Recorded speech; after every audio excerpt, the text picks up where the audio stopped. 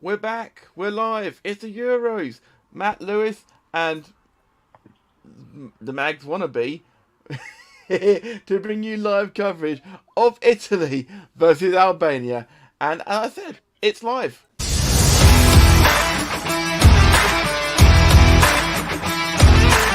The following is a Matt Attack production for SJP World Media.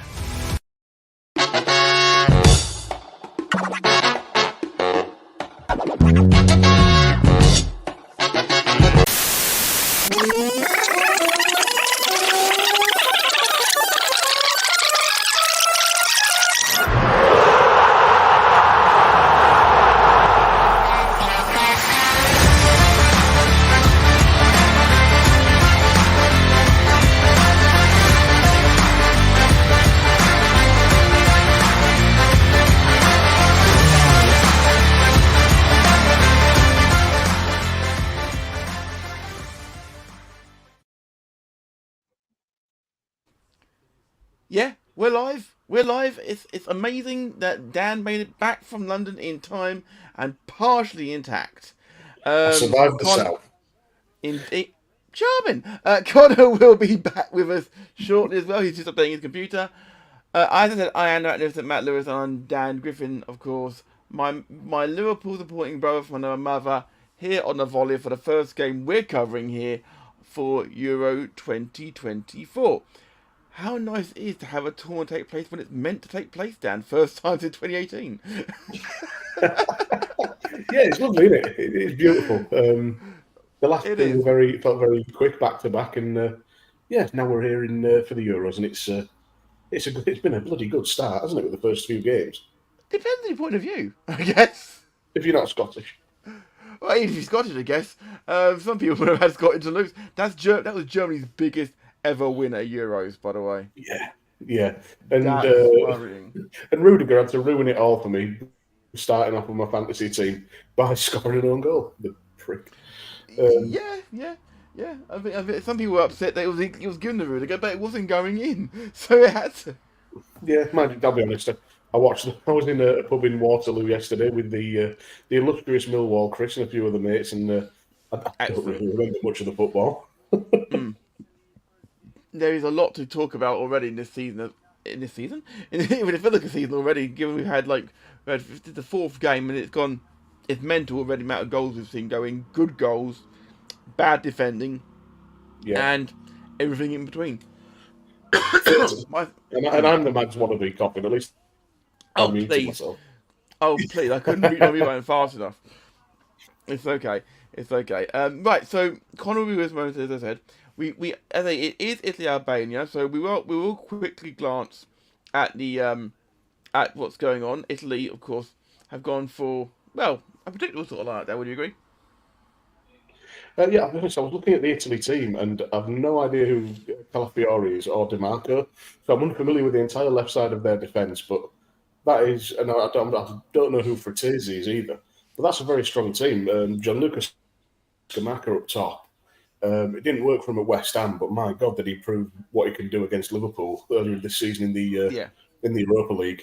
Jorginho Barella, pretty standard as is Pellegrini at 10. And I'm excited to see Chiesa because I don't watch anywhere near enough Serie A. And I've heard nothing but good things about Chiesa, up to and including him potentially being a Salah replacement. Yes, I mean, the boss, obviously the massive AC Milan fan, of course, on the network, of course.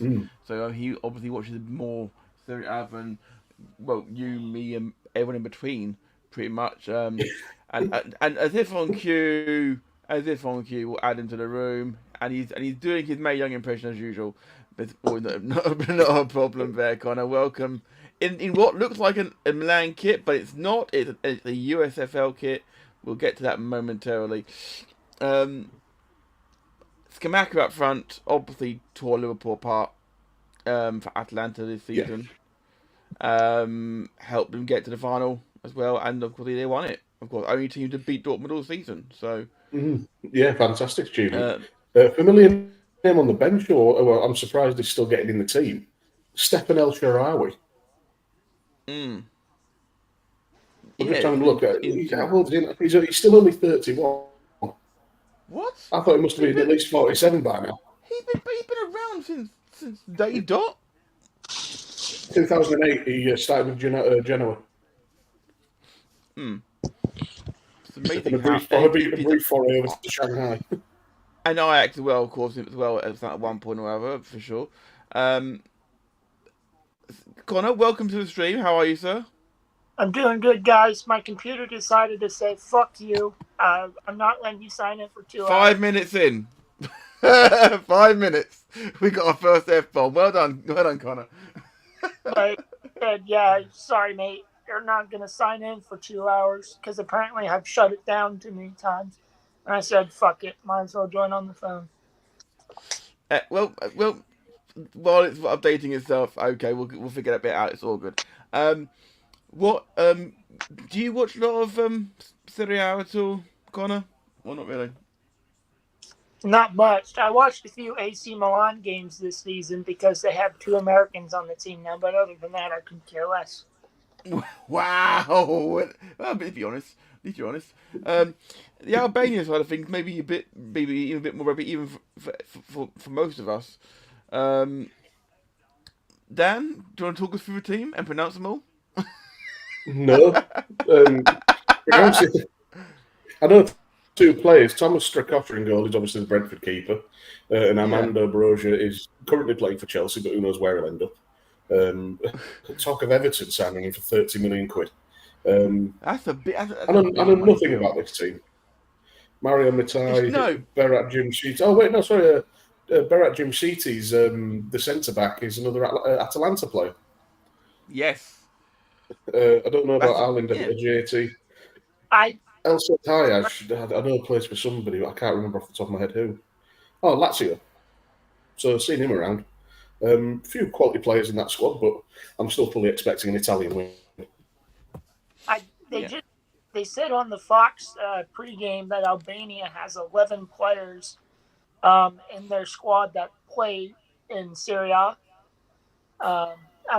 They also showed where Albania is one of 2 teams in the whole tournament that doesn't have a single domestic player on their roster, which I thought was kind of interesting. That actually is an amazing stat, Konor. As usual, with you always come.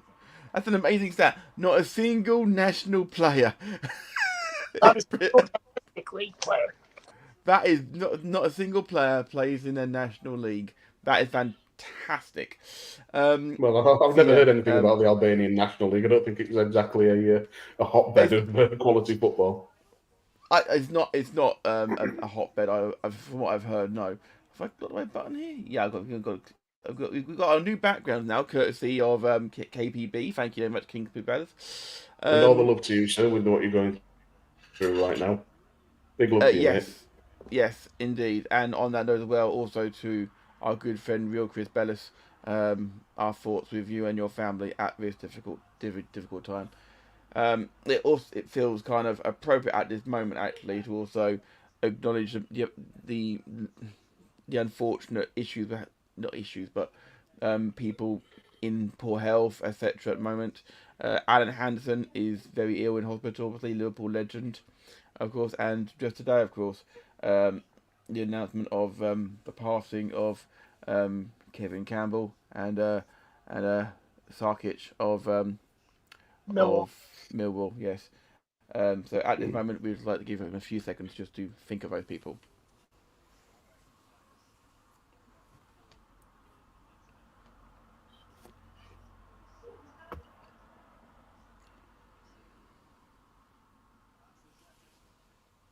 Matthias Sarkic and Kevin Campbell, who both passed away today. May they rest in peace. And to bring things back to a happier note, I just saw a sign in the crowd on the BBC stream from one of the Italian fans that said, "Eat pasta, run faster." That's way bad. That's more like the Volley sort of stuff. We hope to do the two great players proud by talking nothing but rubbish. Talking about Dortmund. We're in Dortmund tonight, though, of course. We were talking about Dortmund earlier, of course, who were beaten by Atalanta in the final. It's in Dortmund tonight. Big game for Italy, because although they are the defending champions, and they did qualify, they were a distant second to England in qualifying. Yeah, I'll be honest, I can't remember how that ended up. I've just had somebody look through the window. I think my brother's watching us from the kitchen. He's now laughing at me. This is bizarre. We're watching Dan watch his brother. Um, Go on, I can see you, Cameron. I was going to say, would you guys like to know why I have the 21-22 USA kit on today? I do want to know, Connor. Yes, please. Is it because you think the USA is in Europe? No. Then your geography is better than most Americans. That's true. If you look at the quote tweet, that 1 hour warning, I quoted it and I said, I don't know, I mentioned something about USA. But it's actually because the Copa America kicks off next week. I think the United States plays on third. I don't know when they play. But if they're playing on Thursday, that could be a bit tricky, mate. Because England are playing Thursday as well. Oh, they don't kick off until later.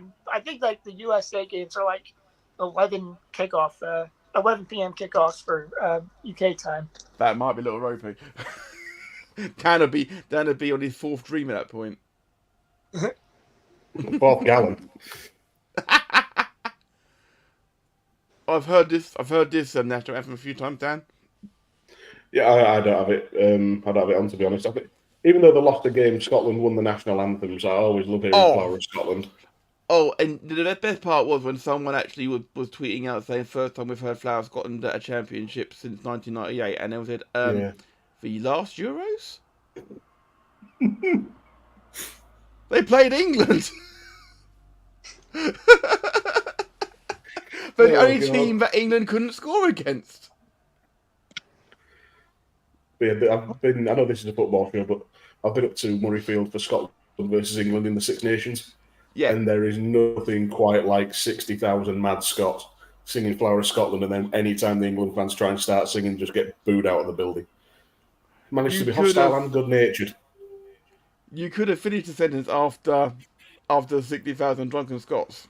That. Yeah. I mean, that's happening right now at the Hydro, isn't it? If memory serves me correctly. Yeah, clash at the Castle. Yeah, they've got. I think they've got 15,000 in there. Our good friend Thomas Simpson's in attendance. Yes, absolutely. I've got. There's the pastor sign. That's brilliant. Did you see what some Albanian fans did outside the ground to some Italians? They snapped spaghetti in front of them. That's Jorginho. The joke that it could be Jorginho's ankles snapping has been doing the rounds as well. I mean, he starts. He starts today, though. Yeah, he does. We'll see how it goes. Italy have got to do a job here, though, because Spain looked fantastic in their game just before. Made a decent Croatia side look bang average. Yeah, I mean, looking at. Di Lorenzo, he looks like he's been out forever, doesn't he? Di Lorenzo, he's so young still. Yeah, it's mad, absolute madness. Look at that! I thought they look at the beard, but it's a tattoo. I'm just gonna match. I thought you'd grown that quickly. And if I'm right, the Italian number 17 is actually Roberto Mancini's son. I think. Oh, dear. No, genuinely. So I'm not sure how. Bear in mind, we're obviously getting this beamed from Germany. I'm not quite sure how far, if at all, Konor is going to be behind us today. I am looking at a commercial right now. So that's an omen. The referees today are all wearing gold because they're sponsored by Saudi Arabia. They just did the national anthems. They showed the handshakes and then they cut to commercial. So it's first half kickoff next on Fox. Because American TV can't go more than 10 minutes without a commercial. Well, I'm surprised we even let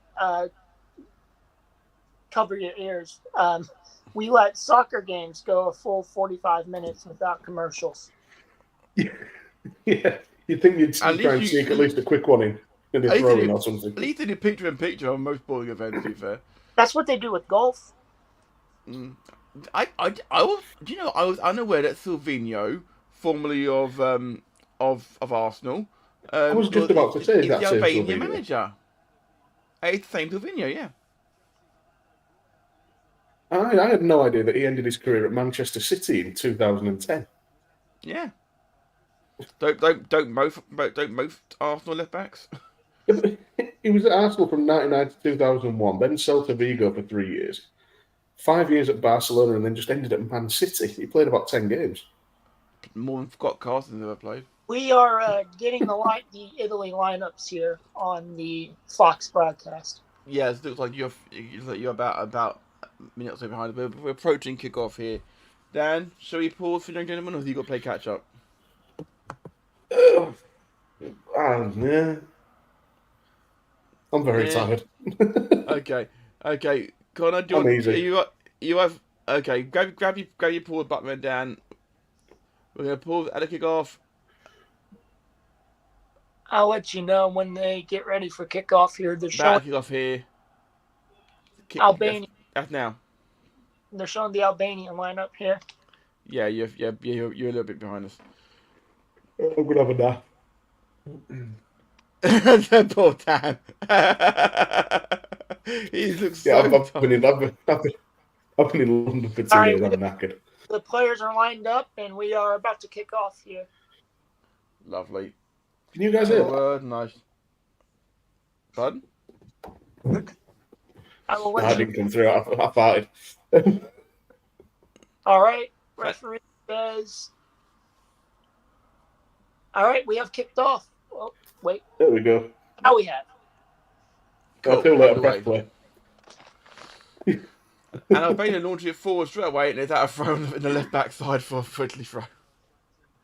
Something don't From here on out, I suggest that Matt has to say all the Albanian players' names.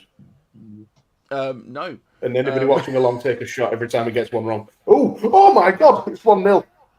Oh, it's 1-0 Albania! Oh my God. Albania. What a shocker! I'm Johnny. I think. Who cut that up? Albania have gone mental. The reigning champions are behind.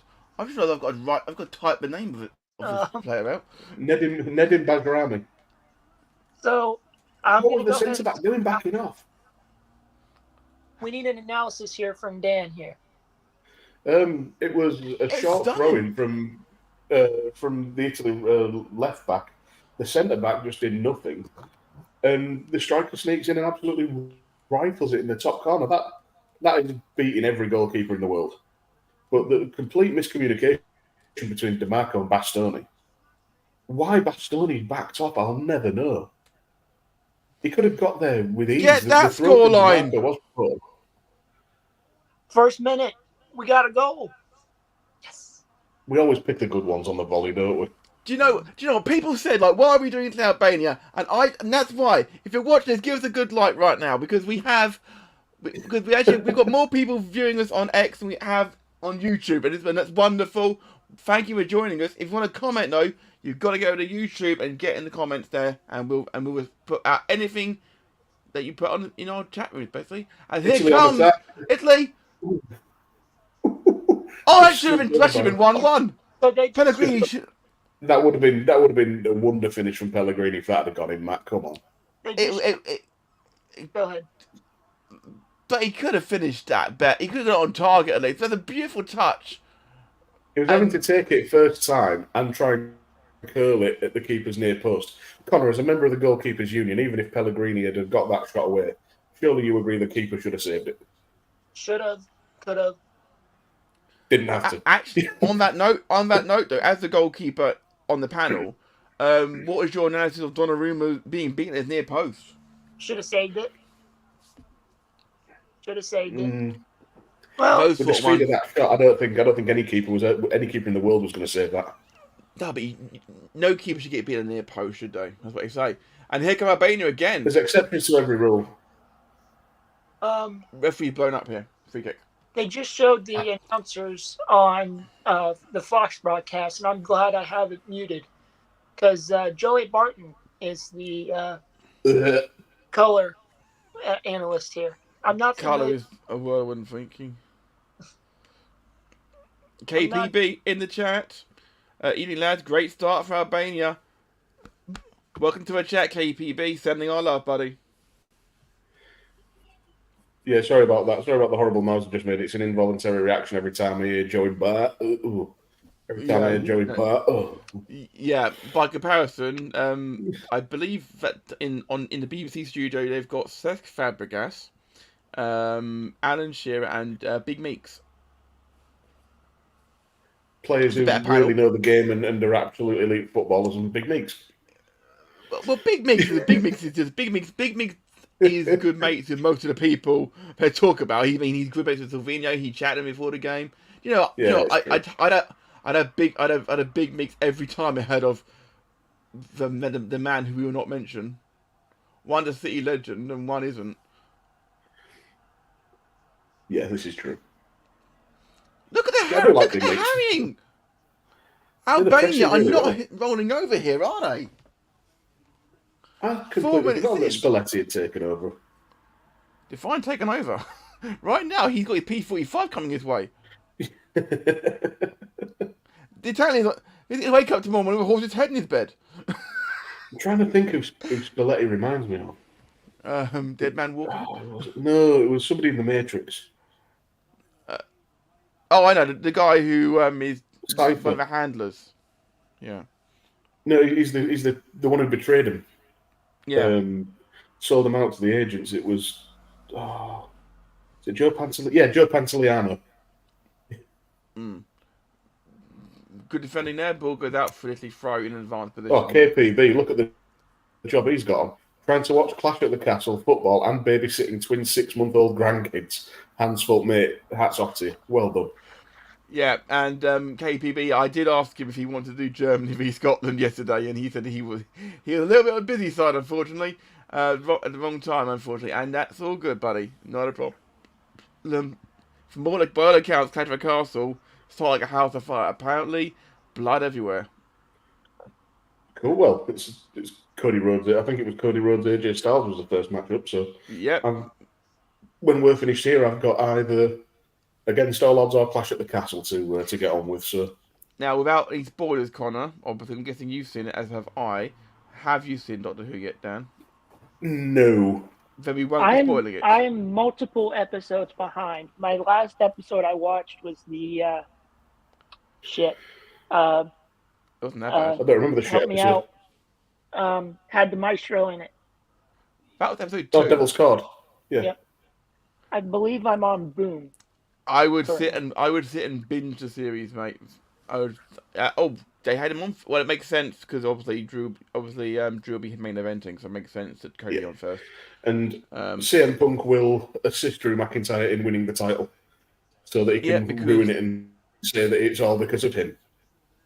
Well, as noted, Good Cop Bad Cop, when it drops, I can't say on Good Cop Bad Cop what the spoiler is, but I can now because Ryan's not watching it. Someone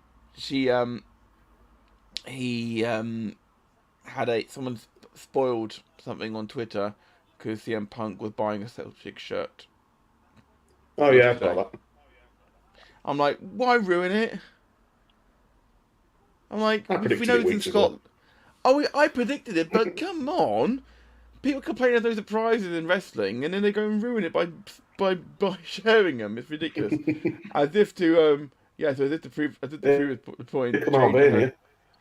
And here Albania again, as you say, Dan. 7 minutes 16 on the clock, and that was why wasn't Donnarumma coming out there? But he could have left that. Well, he was going out for a corner anyway. That Di Lorenzo just did not know where his man was behind him. And Donnarumma had no command of his box. Donnarumma, that should have just been an easy take and recycle the ball. Isn't he captain? Donnarumma's captain, isn't he? I don't know. This is random, but have you guys noticed the 70s porn stash that Bastoni's rocking? I have actually, yeah. Now you say, I hadn't, but now I'm going to keep looking out for it. He's got quite the soup strainer going on. Is he Tom Selleck, is he? Won't go that far. So, I wanted to... Oh, that's a terrible corner. Get a second chance at it. wanted to bring this up to you guys. I don't think I brought it up in the group chat, but have you guys seen the reports that Middlesbrough have? Columbus accepted an offer from Middlesbrough for around $4 million for midfielder Aiden Morris. No, I haven't seen that. I hadn't seen that. Good signing for Columbus so they can get him. Albania keeping the pressure on here. Oh, that's taxi. Oh, and what was that attempt? That was Jim. That was Jim City being a bit Jim Shitty. KPB with some spoilers in the chat for Clash of the Castle here. So yeah, come on, dude. KPB, we're gonna watch it after. Please don't spoil it. Okay? These not results, okay?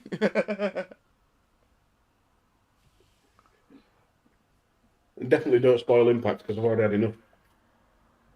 But I've gone that by forgetting that I shouldn't have been on Twitter. Well, you'll be pleased to know that Dan, he does. Ryan does talk about TNA, but he does say beforehand spoilers ahead. Oh, so I've seen Impact. I've just seen Against All Odds. That's he talked about Against All Odds. Yeah. All right. Okay. He talked about it, but as he said beforehand, no spoilers ahead for people. So. He's a good lad. He's a good lad as well, and he's an officer and a gentleman and a considerate lover. Yeah. So it's getting disturbing. In fact, at some time, it's getting disturbing. I saw that Impact has like their own streaming service now, but like I wonder if you like subscribe to the $100 a year tier. I wonder if you get like all the pay-per-views, or do you have to pay another? Like, it's 1 all. Oh, wonderful head at the back post by Tom Selleck himself. Bastoni. That's more of a Vince McMahon mustache, actually. You're fired.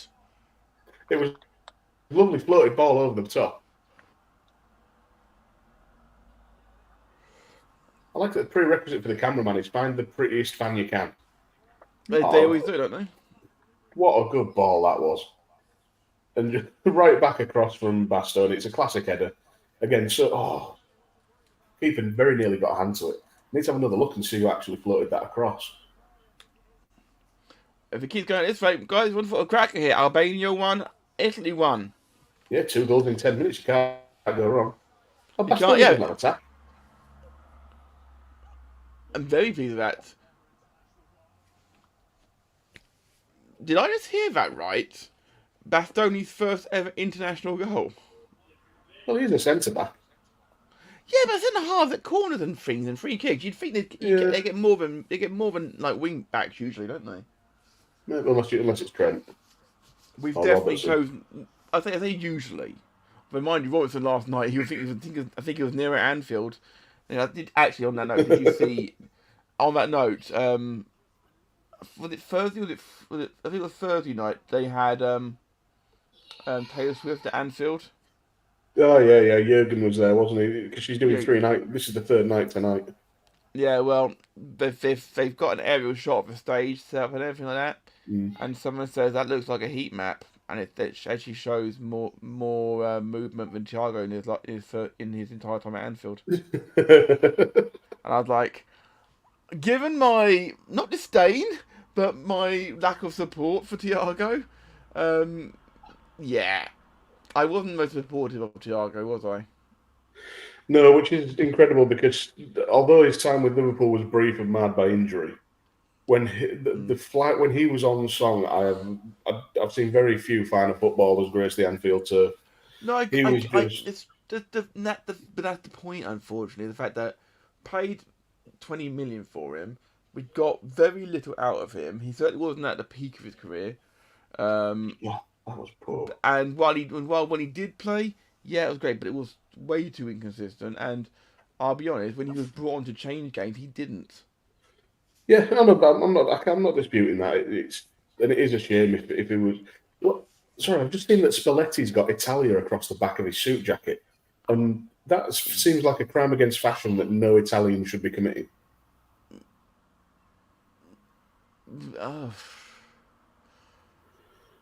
Like Scamaccia's tattoo, for example. Which one? The whole lot, to be fair. I've got to admit, my mind's all over the place. I just realised, in my head, before the game, I was a little bit confuzzled because I was like, German referee, but Germany are playing. I was like, no, they're not. Oh dear. It's been a long day. Yeah, I know. But I've had a long couple of days, but a good couple of days. Yeah, Albania bullying the Italian back line right now, which is good to see. They're pressing very well. There's acres of space down the left side here for there's some wayward passing here coming from Di Lorenzo. To be honest, he's misplaced a few. DeMarco was on his bike there. DeMarco looking suspiciously like Timu Pukki, but with more hair. Do you remember we had that really, really good season for Norwich?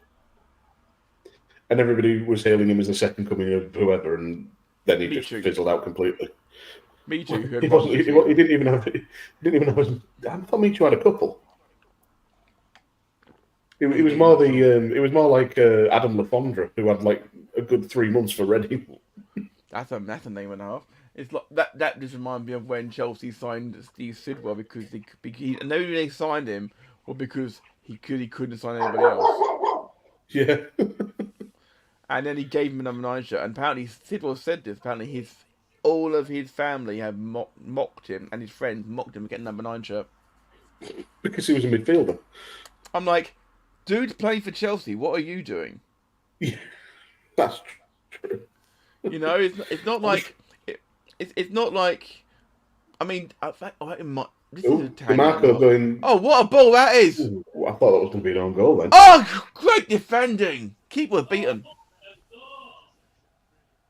They've obviously got the football on in the other room. I don't know if you guys heard that then. Yeah. Spoiler alert. Yep, DiMarco here is going to launch another one in here. Going to Roberto Carlos the shit out of it. My God, he was a player, Roberto Carlos. Really, he was. Let's see what happens here. So that's Di Lorenzo, Scamacca, DeMarco, Chiesa. Oh, what a strike! Oh, that is just total football. That was my brother in the background. If you didn't hear him, pretending to be Andy Gray, not the best person to pretend to be. But take a boo, son. Was that Chiesa or was that Nicolo Barea? Barea, yeah. I just assumed it was Chiesa. Wow. That was a strike. And I have 3 goals in 16 minutes. We have definitely had the right game to do here on the volley. Just taking that first time, that is so good technique.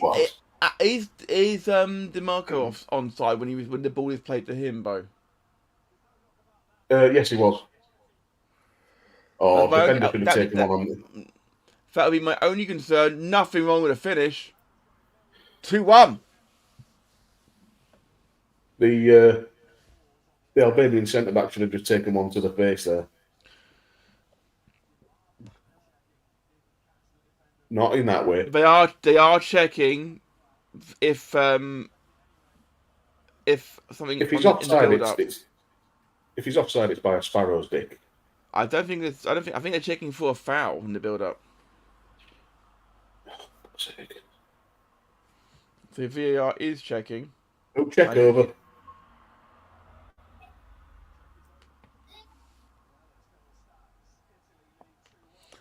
That was quick though. That was nice and quick. That's how it should be. It was. Yeah, I think my sort of sigh there was because I was thinking I was watching the Premier League. Yeah, the good thing is that a lot of things are being changed, obviously, for next season. Of course, since our last show, of course, Dan, they've had the vote, and it was 19-1, wasn't it? It was, yeah. I wonder who the one were. I mean, to be fair, there does need to be changes. And Italy are rampant. They smell blood. I think at this point it has to be improved. VAR just has to be improved rather than scrapped completely. Yeah. I mean, for example, they're doing a semi-automated offsides for next year, which I'm all for. Yep. I can't tell if Broja's beard is hiding a massive chin or makes his chin look massive. Anytime I see massive beards, I just think of an episode of I think it's one of those American, medical dramas. Guy came with a massive beard, and the doctor let his mates shave his beard off before an operation. So he did, and found a load of Nazi swastikas on his face hidden by the beard. Oh Jesus! That took a turn. That wasn't House or something, or Grey's Anatomy or something like that. Might have been Grey's Anatomy, yeah. I was going to say, I don't remember that was an episode of House. No, I like House. No. Was he diagnosed with lupus first before they shaved the beard off? It's never lupus. It's never lupus. Have you changed shirts from the national team to, well, a national disgrace? Oh, that's terrible control, man. Yeah, you missed the goal. You missed Italy's second goal, Konor. I saw that. Well, I had the dog bark. Mom's home. The dog was barking. I had to let the dog out. Change my shirt. All whilst trying to help run a podcast. That's multitasking at its finest. Mind you, we aren't even a quarter into the game yet, and we've got 3 goals already. It's brilliant, and it's a corner. Yeah, Chiesa was just trying to get away there. I like how he tried to beat his man there. Yeah, we want to see more. We want to see some of that tomorrow night when England take on Serbia. Now we aren't covering England Serbia tomorrow night here on the Volley because it's Father's Day, and Dan is going to be maybe about 6 shandies deep with his own with his good father, and a full curry in as well. Yeah, myself and my stepdad will be going out for dinner as well. So no offense to Konor, but he's got a night off. I'll just watch the. Yeah, we'll have to. Oh, we'll be watching it. But we'll probably be inebriated. Where's the keeper going? That's the referee, Matt. No, that wasn't the keeper. The goalkeeper was halfway out for 6 yard balls, and that's a blatant yellow card. That's Pellegrini, isn't it? It is Pellegrini, yes. I've always been curious. Is the rule with these national tournaments, like, for example, like they can't use a referee from either like Italy or Albania? They have to use like a neutral ref. Okay. Yeah, neutral ref. Which is why certain referees are kept in reserve for like later rounds in case certain countries get through. For example, they always keep usually the referee from England is kept around because they're usually keeping the Premier League refs because they're usually quite reputable.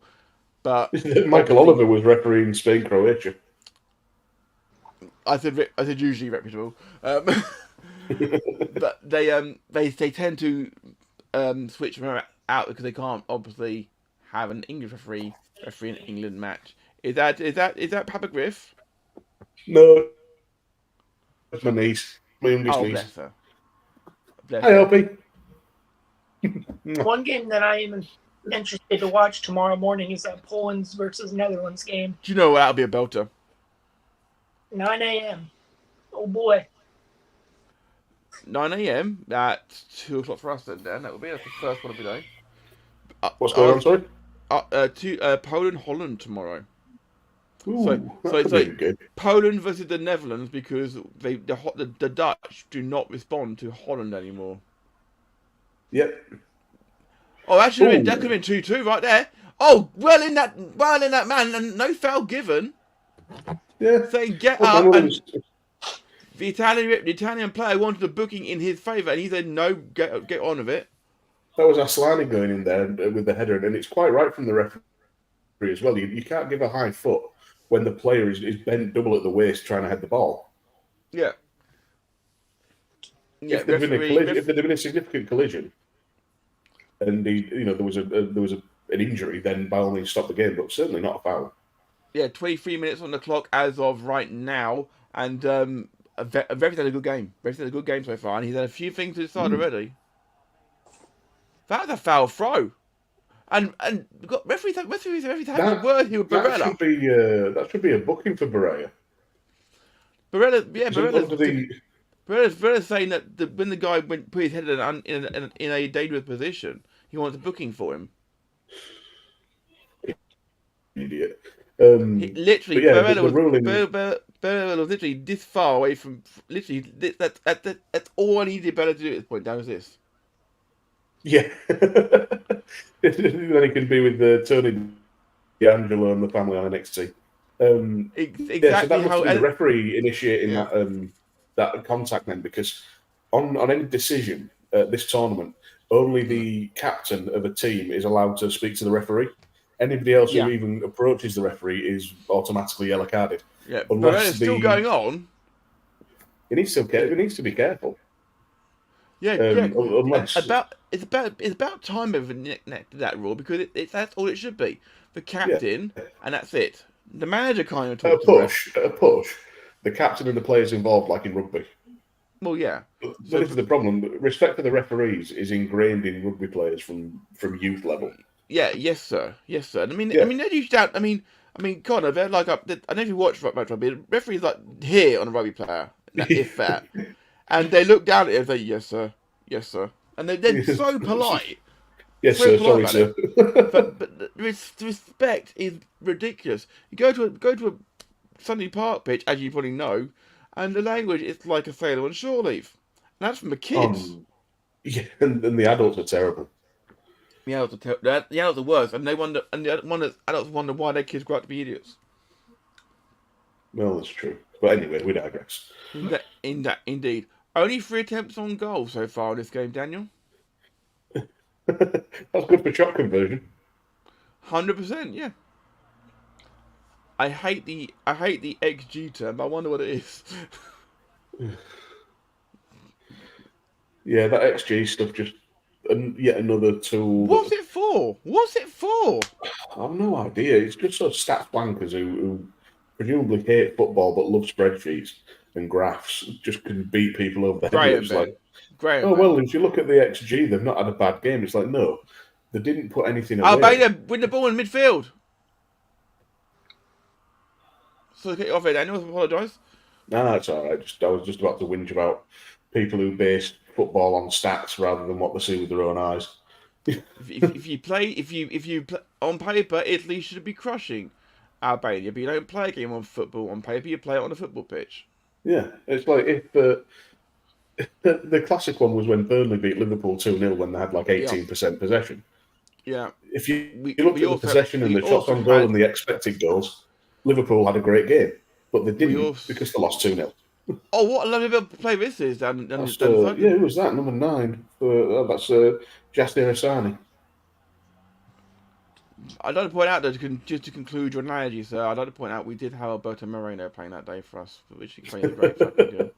Well, when you think about it, football is a real simple sport. The only thing you got to do to win is put ball in back of net. That's it. To be fair, that's the thing for most sports, Conor. Apart from cricket. No, that's a good point. Yeah, just hit the ball as hard as you can and don't let get caught by somebody. There, done for cricket. Or hit the same stumps. For baseball. Cricket and baseball, same game, just slightly different pitches. No, one's just like tarted up rounders, and the other's a sport for gentlemen. Indeed, and more about baseball on the Good Cop Bad Cop Baseball podcast coming back to you in the fall. Is that Graham replacing Good Cop Bad Cop Wrestling podcast? He's already got a spin-off baseball show. He owns the brand, so it's all good. Ah, fair enough. But I'm one holding the baby for the next 3 weeks while Graham literally did 900 miles on Thursday night. Yeah, but to be fair, it's America. People who drive 900 miles just to go to the pub. Well, indeed. It's what always amuses me, the different sense of what a long drive is between Brits and Americans. And there's just I've had a discussion with Ryan, I've had a discussion with Ryan who said he's going to have us up while he watches Clash of the Castle. He hasn't checked the chat once yet, so thanks for that, Ryan. Well, sorry, I got distracted there. He usually means a very different thing when he says he's going to have me up. This is Jesus Christ.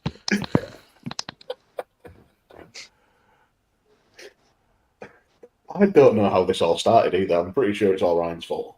It is all Ryan's fault for sure, but the fact that you're buying into it means it's fantastic. And Albania cut out the final ball again. I'm never one to pass up on an opportunity for smut. As we know. As we know. I don't know who that was for Italy, but he's got an elephant tattooed on his kneecap.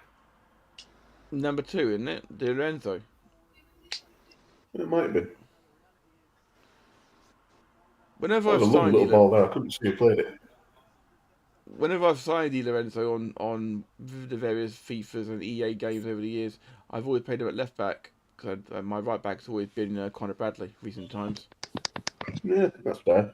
He's got a 92 rating last time when I finished my career on the AFC. I've actually got the AFC downloaded because it was free on PS Plus. Not got around to playing it yet. Boo! Boo! Well, I'm too busy playing Streets of Rage 4. No, the boo was for the PlayStation. Oh, well, boo the superior console all you want. Better games on Xbox. Nah. But the good thing is nowadays you can play across console to console. That's what's the point of arguing about it. Yeah, it's fun to have a little bicker, isn't it? Yeah. I've actually been playing a lot more on my Switch recently. Actually, that's a really good console. Really good for families. Yeah, well, I've been playing Balatro. I think we may as well talk video Balatro. It's a poker-based roguelike game. I think we may as well. No, Bal, B-A-L-A-T-R. Oh, the foul ref! Oh, nah, that's not foul. Ooh. He grabbed his ankle, Dan. No, he didn't. I'm not one to favour an Italian, but what the hell? Once I do get my desktop set up, Yeah, he did. hopefully. That wasn't even subtle, Dan. He literally grabbed him like a goalkeeper would. It was an ankle tap like in rugby. Sorry, Conor, come in. Conor, you were saying, sorry. I was just going to say, once I get my do my professional desktop set up, I'm going to be playing a lot more PC games. Awesome and stuff. Football Manager is one of the games that I'm going to try to transition to from FIFA. Great, it's still a great game, Football Manager. It's still a great game for sure. And with the amount of mod support, it's really good. Mind you, I'm quite pleased because I booted up my Game Pass this morning because for the first time since I've switched jobs, I've been able to afford the Ultimate version. So I did that, and most of the games on Ultimate you can actually stream direct without downloading, which given some of them now are ridiculously big, is good. And it wasn't buffering, it wasn't like refresh. It was like a windscreen wiper wiping every now and again to like refresh the screen. It was terrible. It's not anymore. They seem to have got on top of that problem, which is great. Just very quickly, I don't know if we said it at the time or if anybody heard it on the commentary, but that goal Albania scored is the fastest goal in Euros history.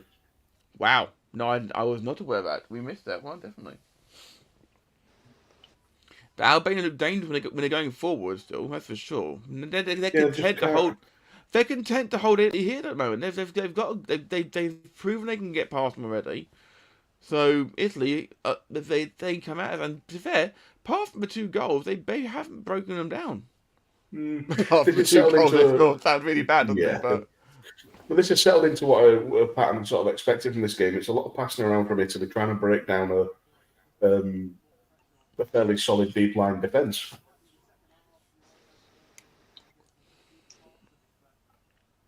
That was a poor choice. So, what a ball from Tamaka. Oh, hit the post. The ball. Oh my word! How do you miss that? What? Chiesa keeps it in. What the hell? What was that cross? They keep, that was terrible. He keeps it in, crosses it, and then goes down. He crossed it to no one. But is that because he actually was hurt, or because he's just trying to get away with one now? I think he's just trying to get away with one. Just imagine not happy. Let's have a look what happens here. Into the well. A great ball there. Round the back. The keeper saved it. The keeper deflected it onto the post. That was a really good save. Brilliant save. Was he another angle? I'm sure. Is there a hack at him here? Oh, he just got clipped. Yeah. Let's see this. Fratesi with the shot. And it's... Oh, the keeper's right hand sweeping across just to knock it on the post. Big arm up. Konor will be proud of that one. That was a great save. Oh, I just saw it. Unorama. One of the best to do in the world. That's the Albania keeper, buddy. Oh, oops. That's Thomas Strakopoulos. Donnarumma, to be fair, I'm right. Donnarumma, 8. Oh my god, does they actually have how much spin? 8 rotations per second. At a speed of 94 kilometres an hour. That one more impressive, but I mean, you didn't have to put the reps on there, sort of thing. Loving some of the face paint in the crowd this season. It's like Italian Ultimate Warrior. Do you know what?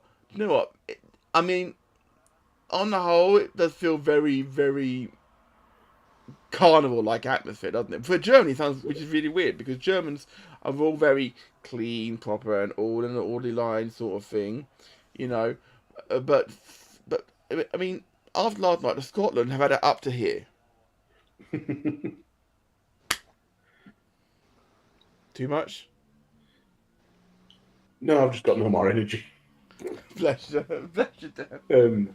But 94 kilometres an hour to put that into imperial units, 58.4 miles an hour.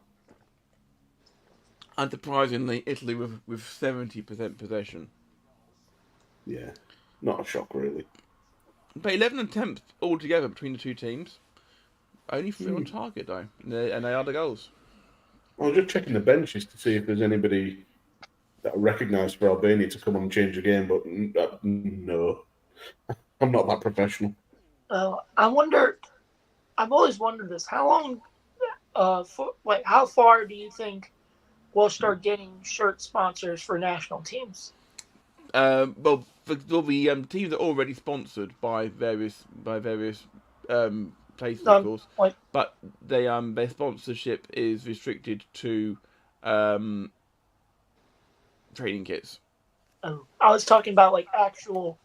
Yeah, like a club.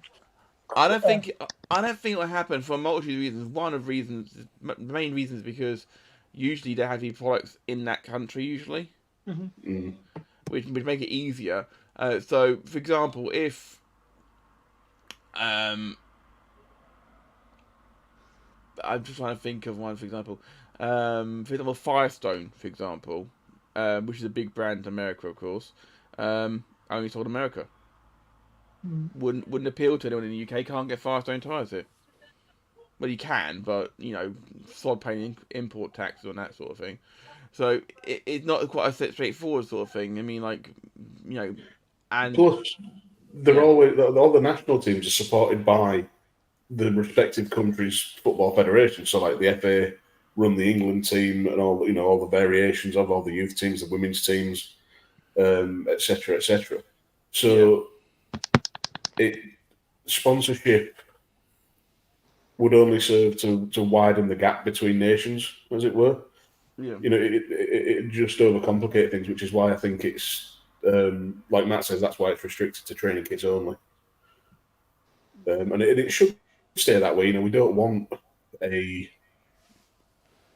sort of the rich and poor divide in football worsening, because you know you've already got the money that goes into leagues like the Premier League and whatnot already means that England have a massive infrastructure compared to other countries. It just worsened that really. Yeah, you mentioned about all the different teams there, Dan. You touched on like the women's teams and so on and so forth. Did you see in the news last weekend about Fauna BFC? No, I didn't. Fornaby FC on Teesside. Oh wait, yes. Yeah. Sorry, carry on.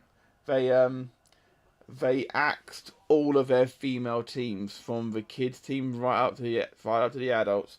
They cited, and I am quoting here from their website, they're quoting a lack of staff to do so. Oh, Italy on the break. Despite the fact they fund themselves and they staff themselves. And it goes off out. Yeah. Well, on 6 committee members who voted to axe them were stood down following an outcry, apparently. Good. Beth Mead, one of the lionesses, of course, led the backlash, and it's been a national backlash against this. Tanny Gray Thompson, who I've met, by the way, she's an amazing lady. Yeah, marvelous woman. Called the move so sad.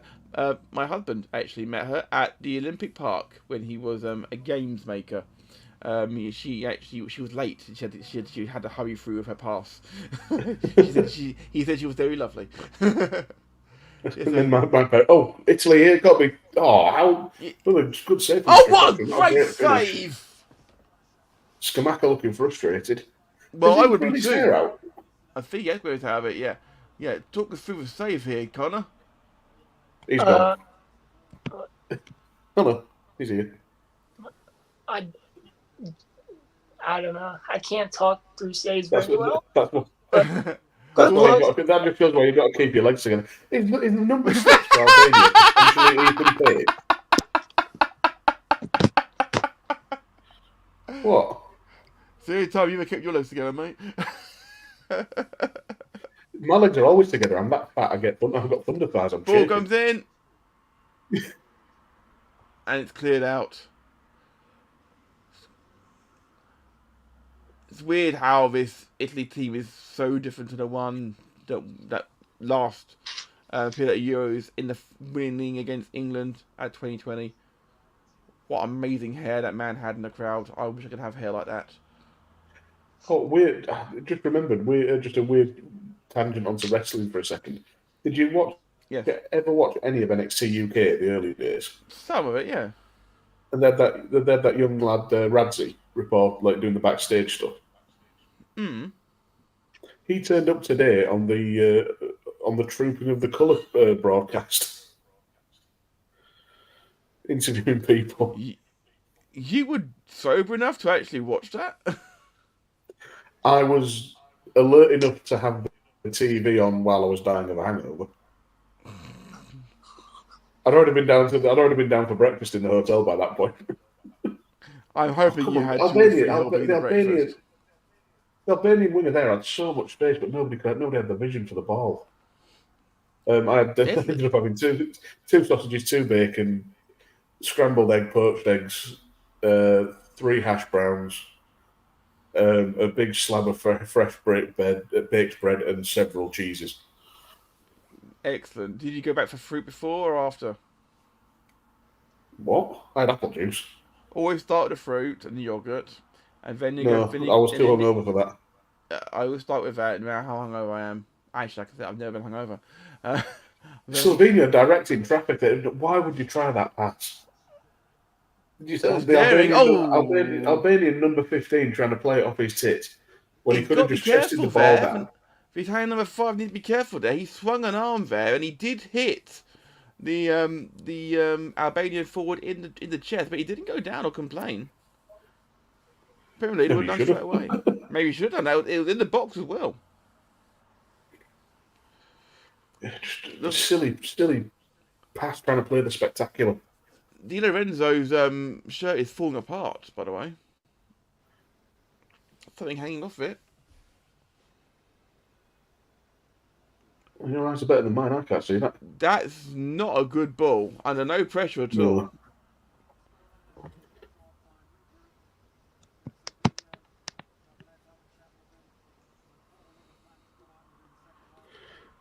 Don't you dare, Cameron.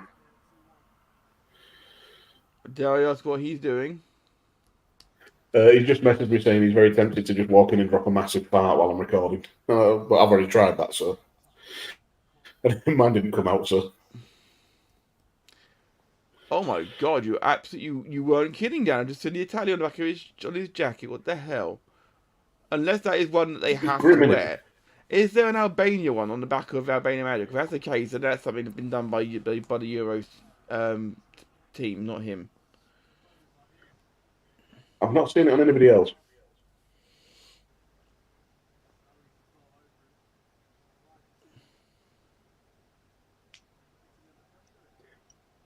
It's just sort of petering out before half time, isn't it? We haven't had a goal in 25 minutes. It's getting boring. Yeah, yeah.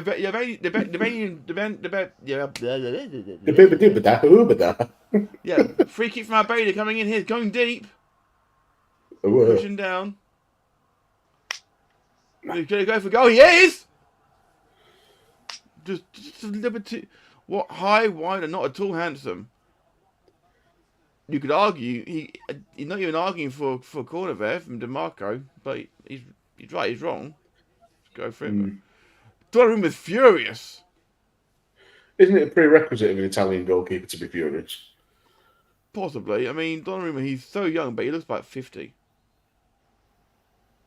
It must be all that stress of playing for PSG. Oh, please. With the greatest, with the greatest of respect to Mr. McCabe, Konor could play in goal for PSG and just be sitting on his arse in the net playing on a switch, and he would still have the same effect that Donnarumma has on PSG's game. I say it with love and respect. 25 years old? Donnarumma, yeah. Konor, how old are you? 20. Well, you can say you are 5 years his junior, and you look comparatively you look about 12 compared to Donnarumma. Donnarumma looks like he's in his late 40s. So he's 25, and the next season will be his 10th as a first team professional footballer. Oh yeah, because he started at Juve quite young, didn't he? No, he started at AC Milan. Sorry, yeah. Already played 365 senior professional games, not including internationals, and this is his 63rd cap for Italy. Ridiculous when you think about it. Well, they've gone from one long-term keeper in Buffon, another Gianluigi, to... Yeah, but Buffon had hair. Yeah, he did. I'm aware that's not a quick... Still is, to be fair. I'm surprised he wasn't on Conor's Mount Rushmore of handsome footballers, but... He's saving that for the Daddy 11. Oh dear Lord. Those are giving Konor ideas. or those are giving Konor something else either. Put forward Paolo Maldini. And is he breaking here? Good cross. Oh. Pellegrini coming in there trying for a bullet header. The dog agrees. Yes. So it came for his shoulder. So it's quite odd what they're doing here, Italy. I'm wondering if Pellegrini was supposed to be playing left wing there, because Frattesi and Chiesa, who were supposed to be the opposite wingers, were both occupying space on the right wing. Much like Labour and the Conservatives in UK politics. Are we going to do that, Daniel? Are we really going to do politics? No, that's it. That's the limit. I've hit the limit of political discourse that you'll ever hear on this show. We are in stoppage time. We're about to go into the 47th minute, free to play in total. So you're still not going to talk politics, though. Try avoid it.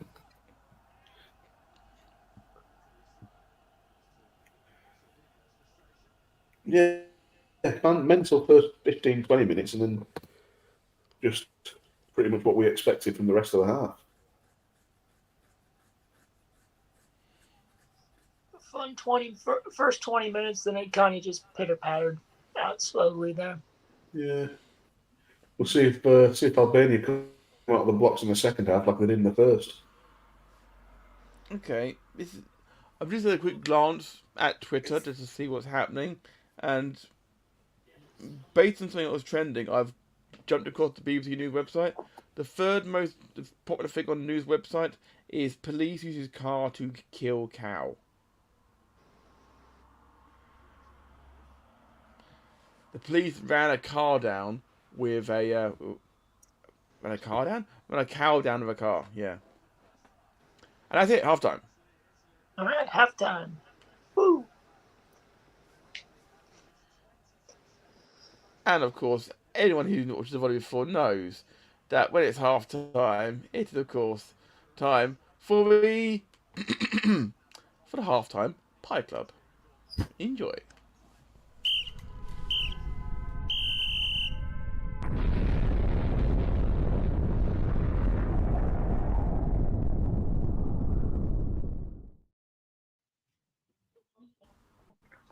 Indeed, half-time No pies pie from club. me. No pies today, unfortunately, because we've been eating beforehand. However, I do believe the BBC Sorry, I do studio have something to get out. Just wait a second. You do that. The BBC actually have got their are actually perched high above Dortmund Square. It's phenomenal. I want to be perched up there. It's ridiculous. But yes, Italy 2, Albania 1 at halftime. Two really good goals from Italy. Albania with, as we mentioned earlier, the fastest goal in Euros history. Beat Dortmund being beaten at his near post in the first minute. Bastoni with his first goal for Italy. Responds beautiful header at the back post, and then Barella completing a total football manoeuvre to get the ball through in the 16th minute and make it 2-1. Now, as I said, anyone who's watching us on X or on Twitch or on YouTube, feel free to get into the chat on YouTube or Twitch and just send us your comments and messages regarding what you thought of the first half. Mr. Griffin has returned. Welcome back, sir. No problem. There's going to be a bit of through traffic here momentarily. Your brother Griffin at least didn't catch him on the way through because he farted loudly. Apologies. Cameron Griffin making his podcast debut there. Yeah, that is actually Cameron's podcast debut now. It is. One and done. One and done, is it? Okay, then you know coming on good cop, bad cop then, mate. Forget it. So I brought myself a little present back from my travels. Okay. It's from Harrods. It's a milk chocolate. They let you in the door? Yeah. Went for an afternoon tea and everything. You did afternoon tea at Harrods? Oh yeah, I'm pretending to be a right fancy fucker. Did you wear the full monocle and top hat? No, but I would have voucher for it anyway, so. Love it. Yeah, but I couldn't resist. I couldn't resist going in the food court, and got a few bits. I got some a selection of pork pies for my old man for Father's Day, and I got this salted caramel chocolate brownie bar, and I got my nieces some little bags of gold coins. Yeah. I do like salted caramel, so I'll be intrigued to hear your thoughts. Well, Cam started trying to get a bit before I've even had a bite, so. But he can wait his turn. Oh, good snap. Good snap. I'm guessing it's a brownie, so it should be chewy. No, it's not. It's got bits of brownie baked into the chocolate. That's good. Yeah.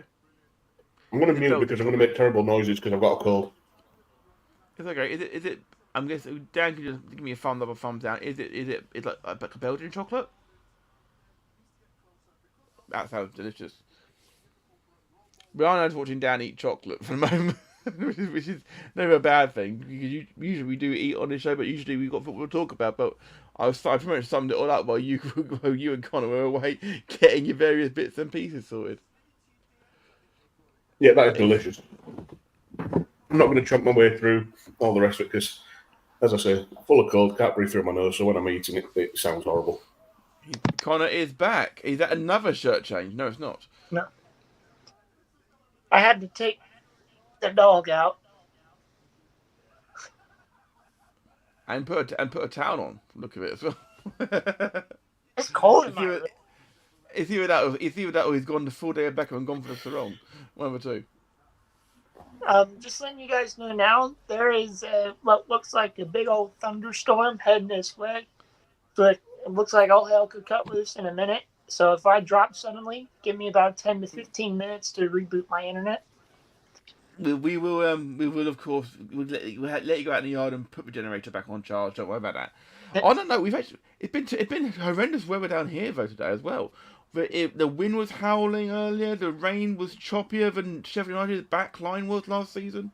It was ridiculous. It was so violent, and now it's lovely and calm, like a duck pond out there. And I'm thinking, like, why couldn't it be like this earlier? I wanted to pitch this to you guys when we got halftime here.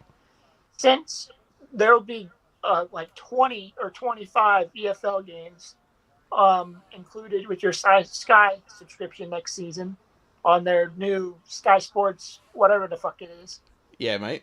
I was wondering if we do either if it's on your TV, if we do a championship game or at least one League One or League Two game next season. I reckon we could find time at some point. I want to do a National League game. I'd love to do a National League game, and I don't think. Well, that might be on Sky, but I don't know on your side of things. Kind of, we'll figure it out one way or another.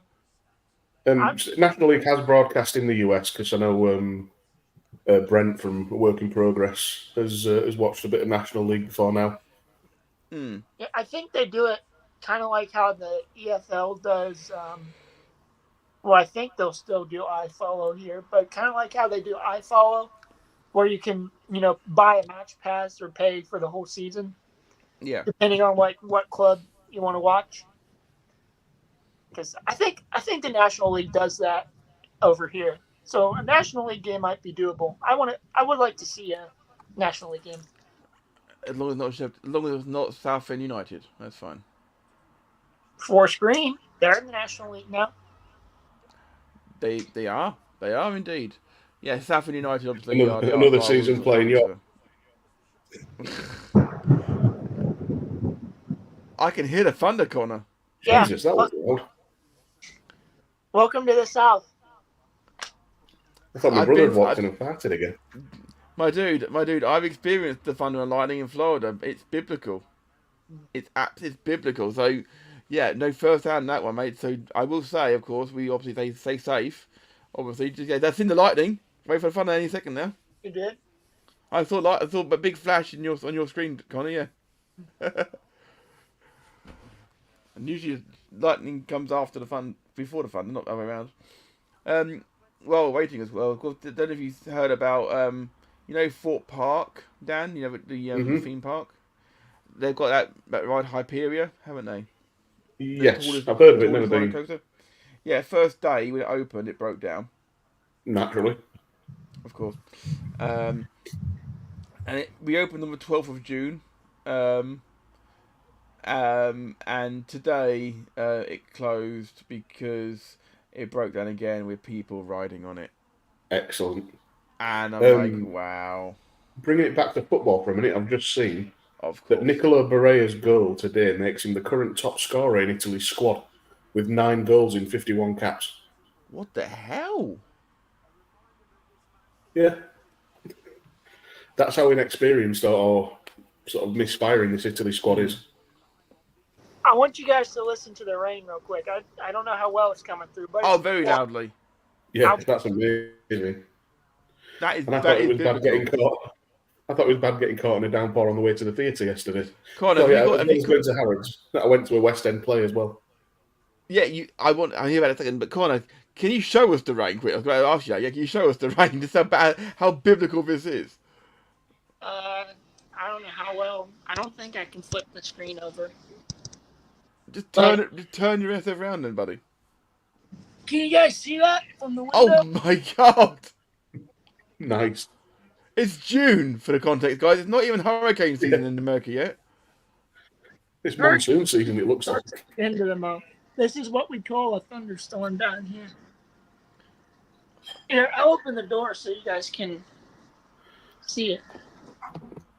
That's biblical, man. That's biblical.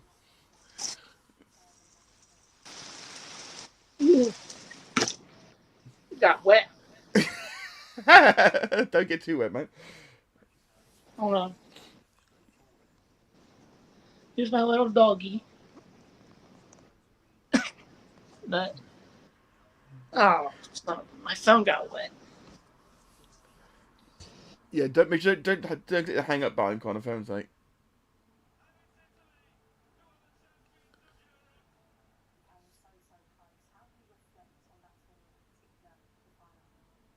here in the UK, we're showing a little thing about the being knocked out in the final Euro 2020. Asterix 1. And a bit left all alone again, guys, as you can see. Dan and Konor are still stepped away for a moment, so it's just me and your good selves as we get ready to head back to Italy versus Albania for the second half. And here is Konor back. He's back. Didn't mean to dip like that. I got a phone call. My phone got wet. You're all good, Belt. You're all good. Welcome back. Yeah, it's yeah. Thankfully, it's not too loud, so you're all good. You're all good. And I was like, look how vain he is. He's checking his hair in the web stream. That is beyond vain, Mr. McCabe. It's soaked, but I was gonna shower after the stream anyway, so might as well head start on it. Well, why not? Is what I say. Why not, indeed. So, Konor, you're the unbiased man on the panel, obviously. Let's get your early thoughts on tomorrow's big England game. England versus Serbia, your thoughts? Well, if Gareth Southgate wasn't the head coach of England, I would give England a chance. So I'm going to say a 1-1 draw tomorrow. 1-1 draw. Very good, very good. Very good. I will ask Mr. Griffin once he returns. I believe he just used the facilities. I think 2-0 England tomorrow personally, but who knows? To be brutally honest, I mean, I'd quite like to not lose. The important thing is to not lose your first game. You need to get points on the board at doors, especially if the top two go through automatically, and then the two best third place teams. Because Portugal, obviously they qualified in 2016 ? From their group with by best third place runner up. They didn't even win. They didn't even qualify automatically from their group. Didn't Greece do the same thing in like 2004? They went through. They didn't lose. They didn't lose a single game. They did 1-0 all the way through the tournament. Got to the end of the tournament, beat Portugal 1-0 in the final. Yeah, how you do it? Reasonably well. That Greece team was special. Yeah, and it was. I apologize for the background noise here. We've got a parade of police cars racing towards something happening here. I do apologise. Yeah, Greece. The Greece team was very special, and Greece still lauding over the fact that they've won more European championships than England, because they can say that they really feel that you can. Speaking of, and here making his return, Dan Griffin. Yeah, sorry about that. I had my nieces to say goodbye to. There was small people to hug. Did you give a clout to your brother? No, I didn't. I can't be bothered. That's fair enough, because I would have done. Would made a difference to me. Nah. Once I get a hug off the nieces, everything. There's no way I can feel aggressive. I'm the same. To be fair, I've got 3 nieces, 3 nephews, and Uncle Matt is like pretty chill after he gets a hug. So, but of course, that right now at the age where they're too cool to have hugs. See, my nieces are 3 and 6, so. You wait until we get to the ages of 14, 12, 9, 7, and 5. Jesus Christ! Then if that's going to happen, then Cam better get busy. Well, to be fair, I do have three siblings, so that helps. It does. It does. Weird thing is, every now and again in my head, I just get my mind keeps going back to the John Smith's adverts. I don't know why. I always think of you, Dan, because you like your beer. I do. And John Smith's is nominally beer. Yeah. We're approaching kick-off here for second half, but I will say my favourite ones probably are like the one where he puts his mum in a retirement home, you want to put a pool table in a bedroom. And the other one is with the diving competition. Oh yeah, top bombing. Someone thought like a running bomb. There is a video somewhere. There is a video somewhere on my Facebook of me doing a bomb into a pool at a villa in Spain. We I are was about 22. Thank you, Konor. We are on the way. Yes, here in Dortmund for the fourth game in Euro 2024. I say I'd like to be able to comment on every single game in this, but if we did that, of course, then I think that the boss and his lordship might complain about us being in their slot on Mondays. Yeah, I don't think that'll happen somehow. Yeah, I was going to say we need to try and nail down our next. Yeah, we haven't decided the next one. Although I'm probably available for the England game on Thursday. What time? I won't be. Thursday. It would be 5 o'clock our time, so it would be 11 a.m. your time. So okay, I don't think I work on Thursday. We'll discuss it obviously in DM and obviously that, but yeah, it'd be nice to do that one because the final game in the group stage is obviously a week from Tuesday for England, and my husband booked tickets last year for a concert in London, which I'm obligated to go to, so go I must. Yeah, so I work until 5:30. Yeah. Yeah, that's all right. We me and Konor kick off things. You can always jump in when you want to, Dan. So yeah, well, it may be that I come down for the. I just drop in for the second half. Yeah. We play fast and loosely on the volley. We always do. It's all good. But also that night. Yeah. Oh, here can we tell? Sorry, I forgot there's a match going on. We were just having a planning meeting. And it's back. I was going to say on that night as well. On the Thursday, Spain versus Italy. Oh yeah, tasty one that one. Or Wednesday is Scotland Switzerland. If we wanted to cover a home nation. Mhm. It's so nice having so many good games. I mean, every team. I mean, let's not forget it was Luxembourg. Luxembourg were literally 2 games from qualifying for this. That's madness, isn't it? Because they actually made the qualifiers, didn't they? Yeah, they did. And I'm sorry, we're just looking if you want it to be absolutely mental. Yeah. I hesitate to say this because I know there's no way I'd be able to do it with other things going on.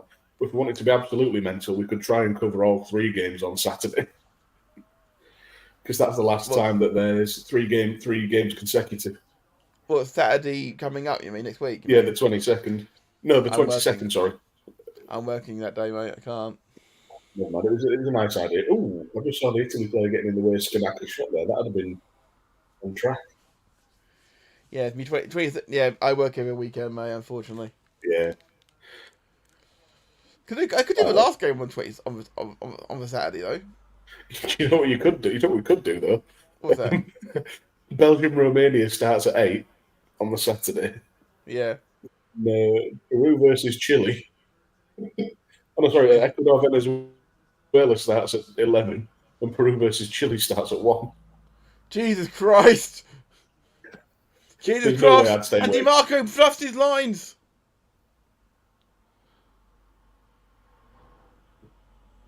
What? Could we just do a quick time check, Matt? I'm on 48, 44, 45.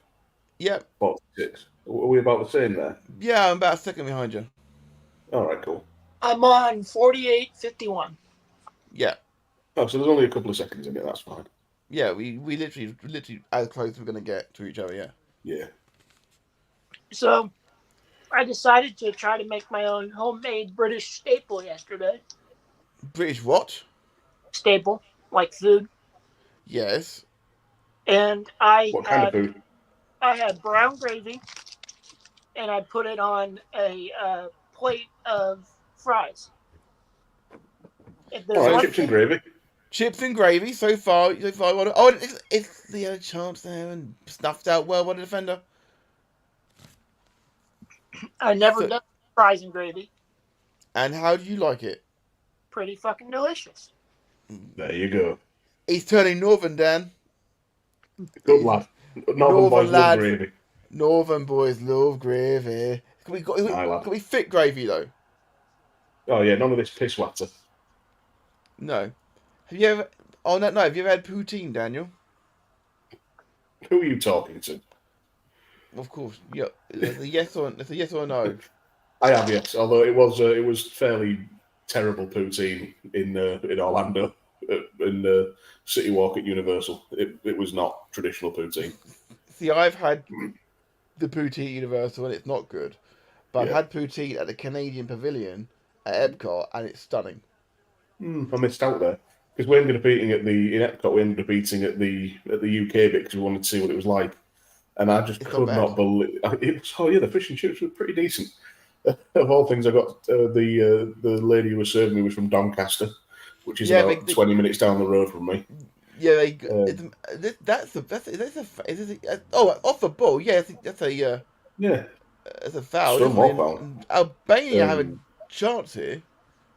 But the best thing about it is that they were serving Bass beer, and I've not seen anywhere in England in any English pub serving Bass beer. There we go. Armando Brozier bollocks for talking back to the referee when he's. And that's how it should be. Absolutely, that's the first time this tournament I think has happened. Yeah, good. Bass beer. The German referee leading my example there. Absolutely brilliant. Yeah, I like that. And I'm not sure. They're being hurried along here by the referee because they're taking their time. Have you guys tried the timeout roundies? Oh yeah, timeout roundies. They're like chocolate covered wafer wagon wheels. No. It's like the roundy chocolate biscuits, the Cadbury's roundy chocolate biscuits, but in the middle it's like a timeout bar. Oh, we've got a head injury here for. That's not good. Bastoni. I think he took it. I think, like you said earlier, he took the ball straight to the face. Not too many jokes again. Sort of tried to get out of my brain at once. Then. Oh no! He took it over to the face. There we go. Oh no, he did. Yeah, straight to the forehead. I do like those digestives too. Those are good. Chocolate digestives, yeah. You can't beat chocolate digestives. You can, if you can get your hands on them, chocolate hobnobs. Dan, I see a chocolate digestive and I raise you a salted caramel chocolate digestive. I raise you chocolate hobnob above all of them.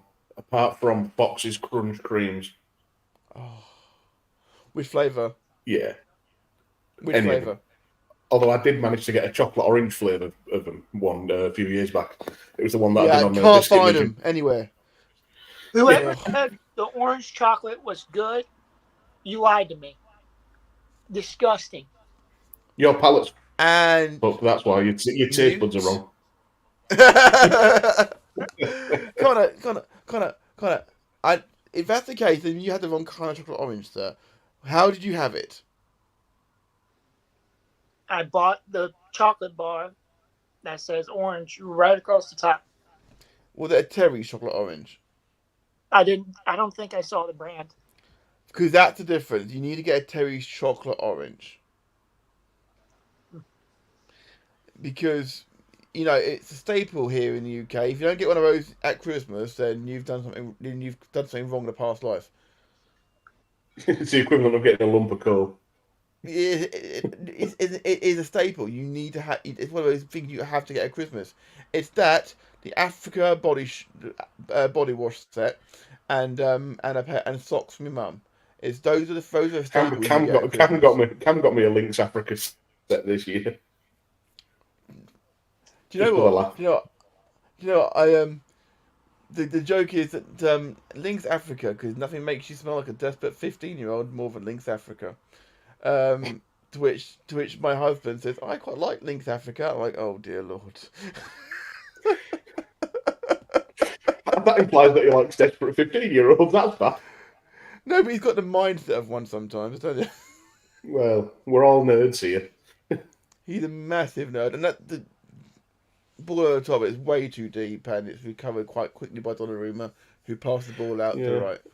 Albania are getting a bit more of the ball this half, and it's nice to see them trying something, but they're just lacking that that spark, that moment of real quality. And it's I know he's not been getting the service, but it's another game where the most I've seen Armando Broja do is complain, which pretty much sums up his time at Fulham when he was kept out of the team by Rodrigo Muniz, who only just sort of broke out this season, and Raul Jimenez, who was, until the sort of very end, still a sort of shadow of his former self after that awful head injury.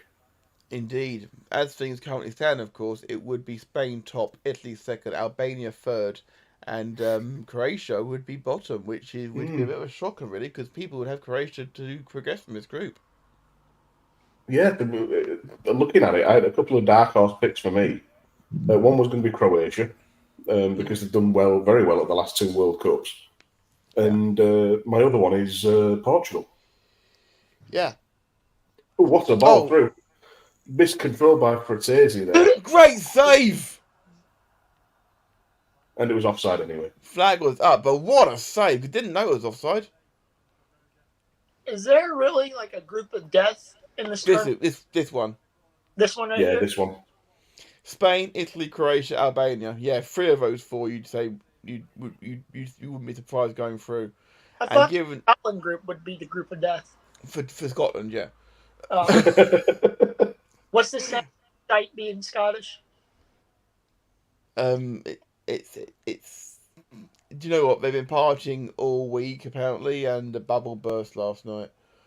The bubble burst from last night. I mean, as someone who is part Scottish and quite proud of that part, it's a little bit somber today, but it's not bad. The other half meal will be very rowdy tomorrow when England beats Serbia 12-0. Well, I have. We're gonna limp to a 1-0 victory tomorrow. I am embracing my inner North Korean. It's fine. What? Well, North Korea. Matt's buying into the propaganda. North Korea allegedly, North Korea lost 9-0 to Hungary once, and allegedly on national TV they said they'd beat Hungary 98-0. Well, there was a rumour going around that when North Korea qualified for that World Cup, I think it was the 2010 World Cup, and they were 1-0 up against Brazil, that's when the broadcast of the game ended, and they told the people that was the World Cup final. Do you know it really wouldn't have shocked me? What the fuck is that? You guys just heard that? I heard bang, bang, bang, bang, bang, yeah. Sounds like firecrackers. Hold on, give me a second. Yeah. Why do I get the funny feeling that Conor's had like a load of like hail just hit him? Hit his motorhome. Yeah.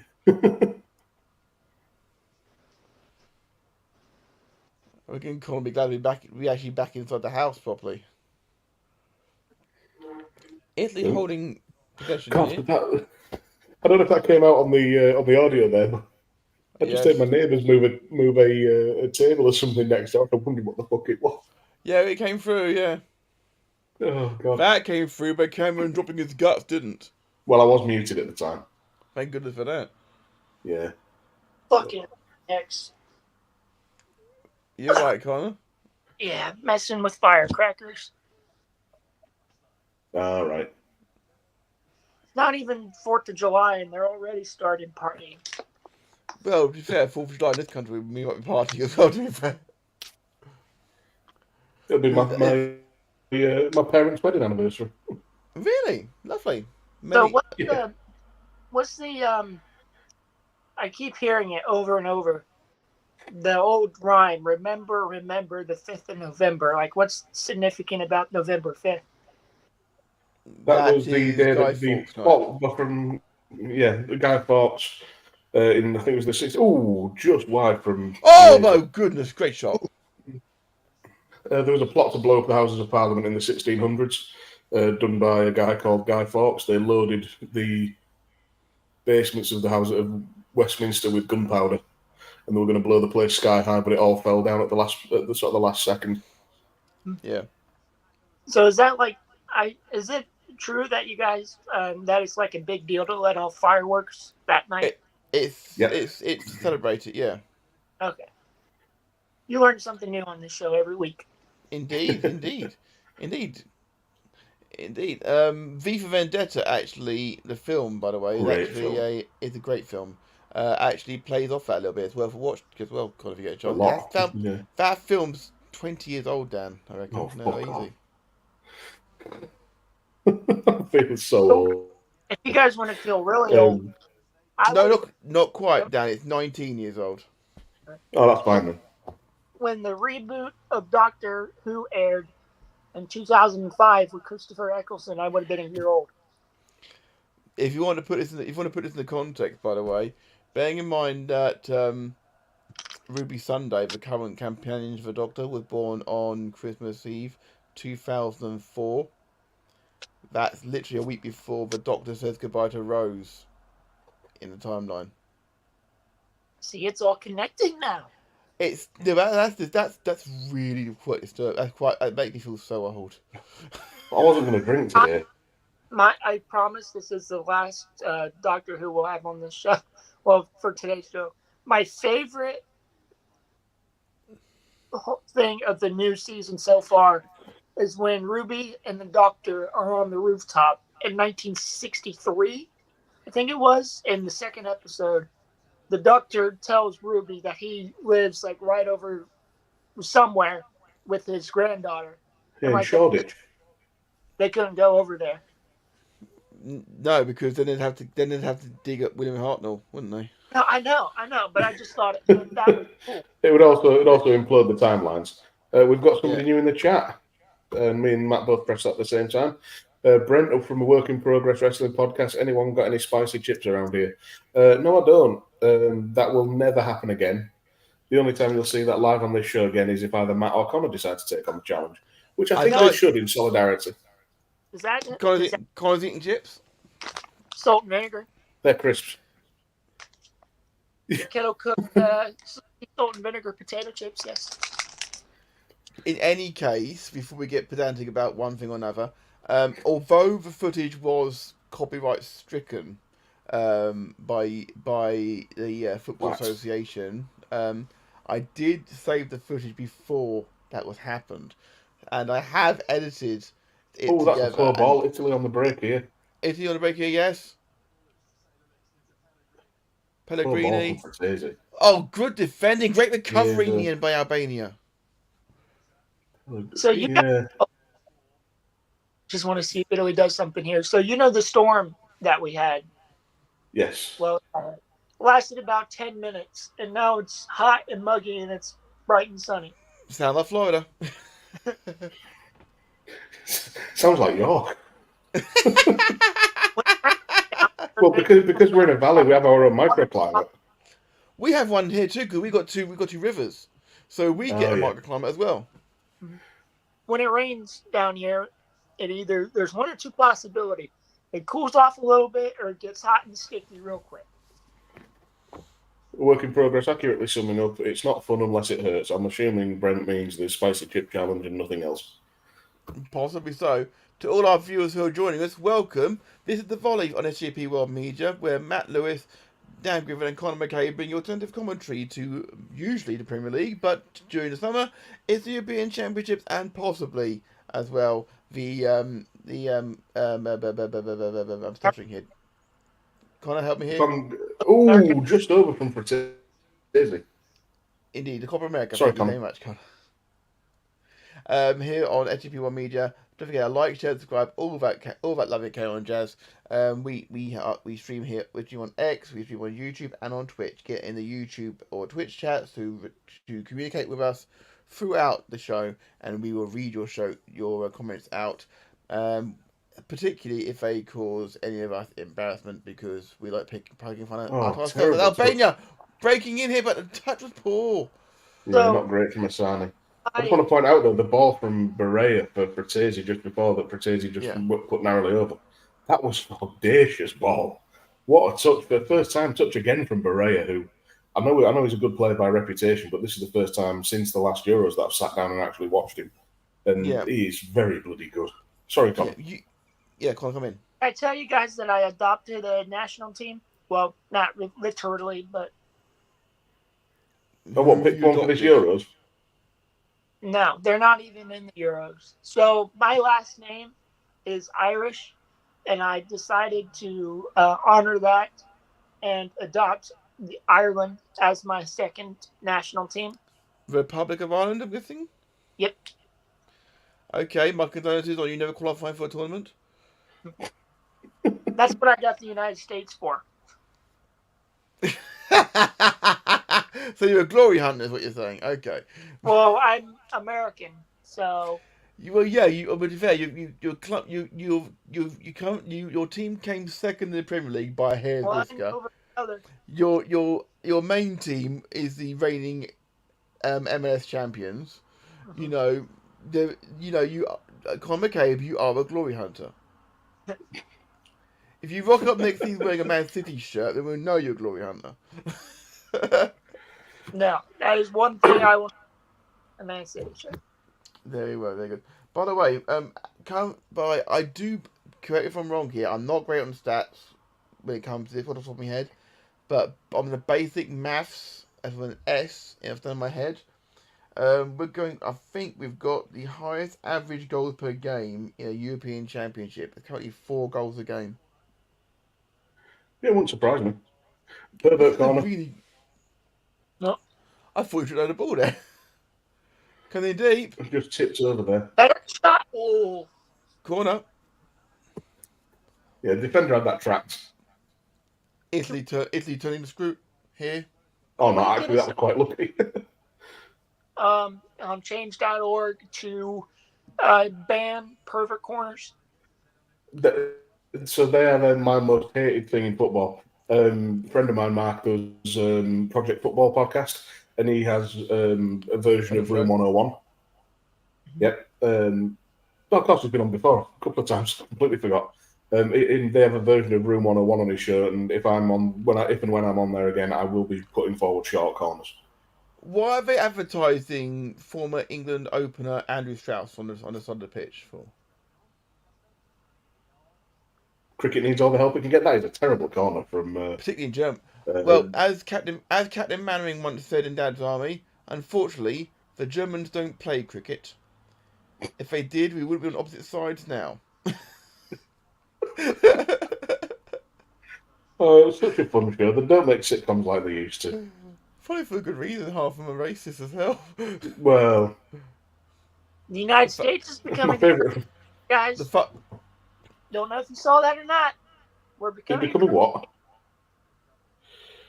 Oh yeah, you had one good game, and now America think they're going to win the whole thing. Well, we advanced out of the group, and the team. Yeah, that's an achievement. That is an achievement. Yeah, you got to do that. Asani's off on the far side, and Hoxha is coming. Oh, what a great name that is, Hoxha. That is one sport I know absolutely nothing about. Cricket. In fact, England are playing. They're playing Namibia at the minute. It's been shortened to an 11 over a side. Safariov and Lachion. Oh, look at the hats! Look at the hats! Checked out any of the London series when it was going on for MLB? No, but I didn't know. I didn't know it was going on. I didn't know it was going on until it was over. I dare say Graham's been all over it, even when he's been away. Mm-hmm. The irony being, I was staying 5 minutes from the London Stadium where that event was held. The last couple of days. Albania roaring, but they got a corner. I'll wait to finish my question after this corner's taken here. Okay, Konor, apologies. Oh no, you're good. I didn't even know. I wasn't even paying attention. Corner floated in. Donnarumma gets pissed to it. Oh, I was hoping for an absolute screamer there. He hammered that like he was Paul Scholes. It was more like he was Paul Pickering. So, which do you guys think will come first? A NFL team in London in the next 5 years, or a Premier League team? Well, that wouldn't work out. Never mind. You'll never have a Premier League team, and you'll never have an American Premier League team. Yeah, that's what I was thinking. Ever. We've already had a foreign Premier League team. It's called Cardiff and Swansea. Yeah, and that was a stretch. I had to think about that for a minute. Let's not forget, of course, that when Swansea won the League Cup back in 2000 and where they beat Bradford in the final. Swansea, when they were in the in Europe the following year, were representing England, not Wales, because they won the English League Cup. Mm. So, I wanted to pose this question to you.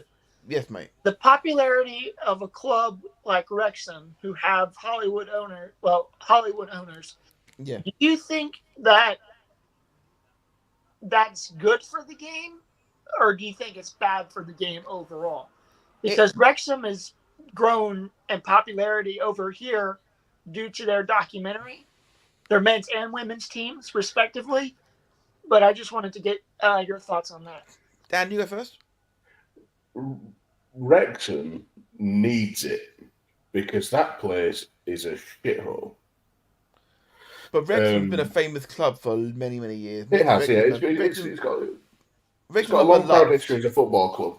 But for the city, it's great for the city. And it needs that change in reputation.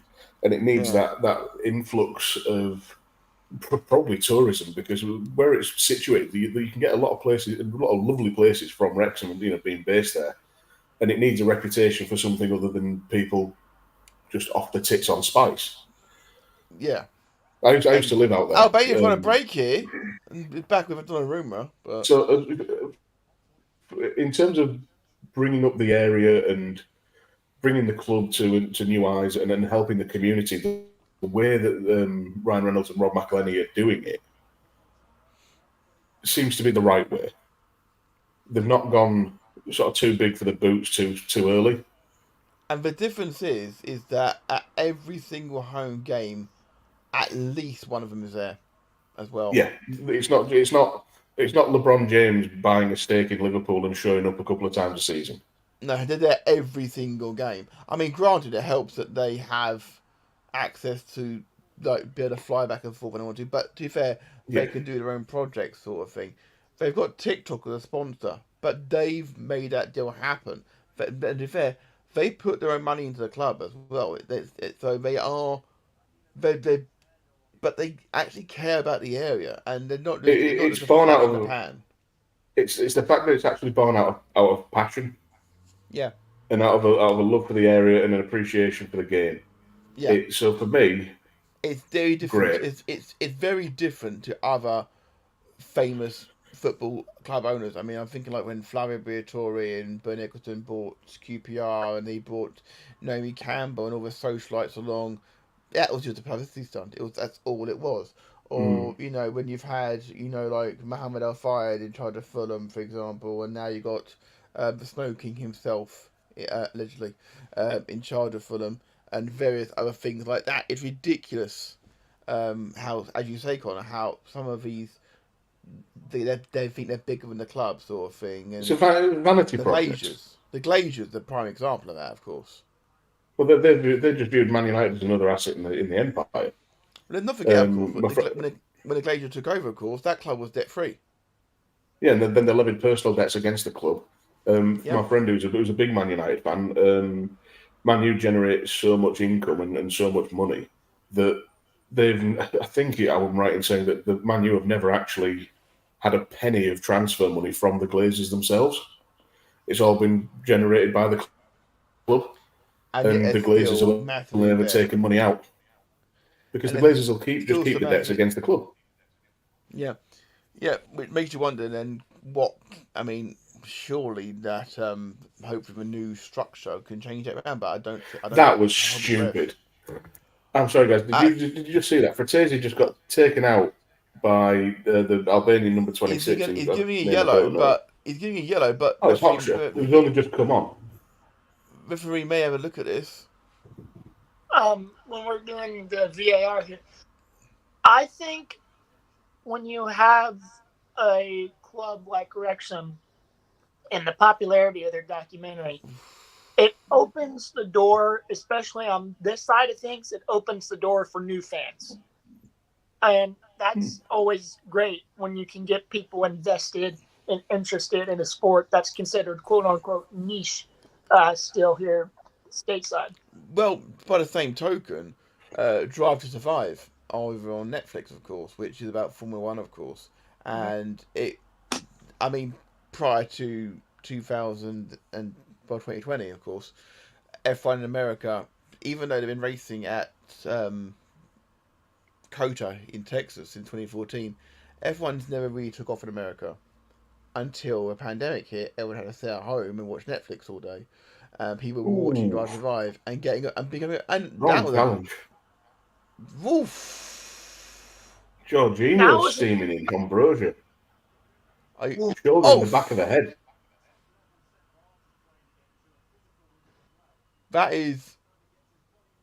That's a strong tackle. I didn't see a lot wrong of it, to be fair. That was Bastoni, not Jorginho. Sorry, I do apologise. I was going to say it'd be very out of character for Jorginho to be doing something like that.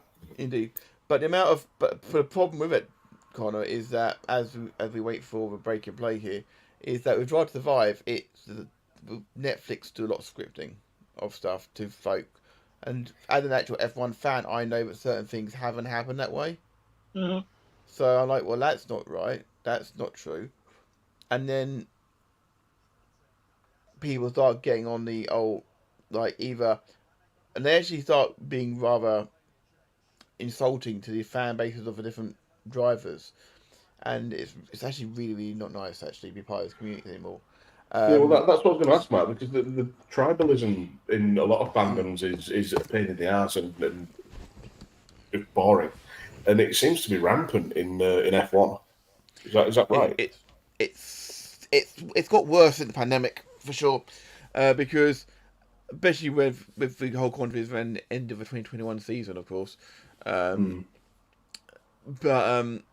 obviously you got Max Verstappen, obviously, and all of his legions of fans, and then you've got Lewis Hamilton. Bear in mind, Hamilton's not even challenging for wins at the moment, but they call him Lulu, Lulu, because he's crying about losing the championship.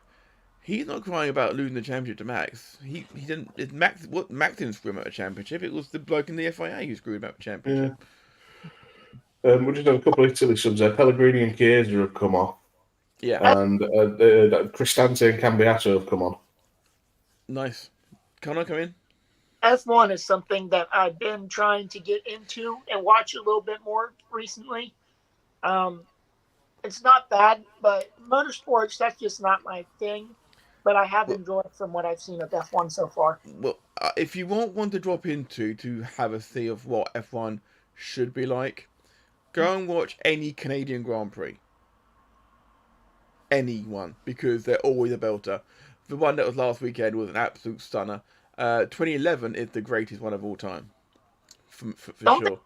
Like 2 or 3 Grand Prix here in the States a year? You've got 3 at the moment. You've got one in Miami, which Lando Norris got his first ever win at this season. And you've got one at COTA, and then you've got one in Las Vegas. And apparently they've signed a deal to have one in Chicago as well, apparently now.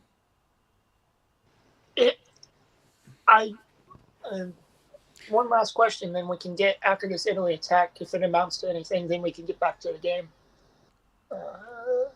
There's not much happening now. You may as well ask a question. Jump in quick, Konor. So from a outsider's perspective, and being from somewhere where football is ingrained in the culture in England, and you look across here, have you seen growth and growth in the sport here stateside? Yeah, massively. Particularly since Beckham went over there, of course, and then since Messi went over there, it's exploded, of course. I'd say the amount of Inter Miami shirts I saw when I was walking on Disney World in September last year. But then, of course, I also saw the amount of Martinez shirts. And here comes Italy. Go for goal. Great save. That was a lovely driving run, by the way, down the left from DeMarco. Yeah, completely unchallenged.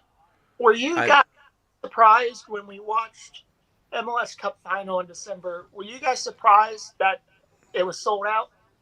I was surprised that you kept your clothes on. I wasn't surprised at it selling out because it's effectively the biggest game of the domestic season, and events like that do tend to sell out. It may be a niche sport, as you say, but there's more than enough fans in America to sell that place out. It's kind of, I liken it to the rugby league grand final over here, where in rugby league you have in fact they do a format similar to what you suggested, Conor, a while back, where they have the league, you have the league winners, and then the top 8 go into a mini tournament to crown the grand champion.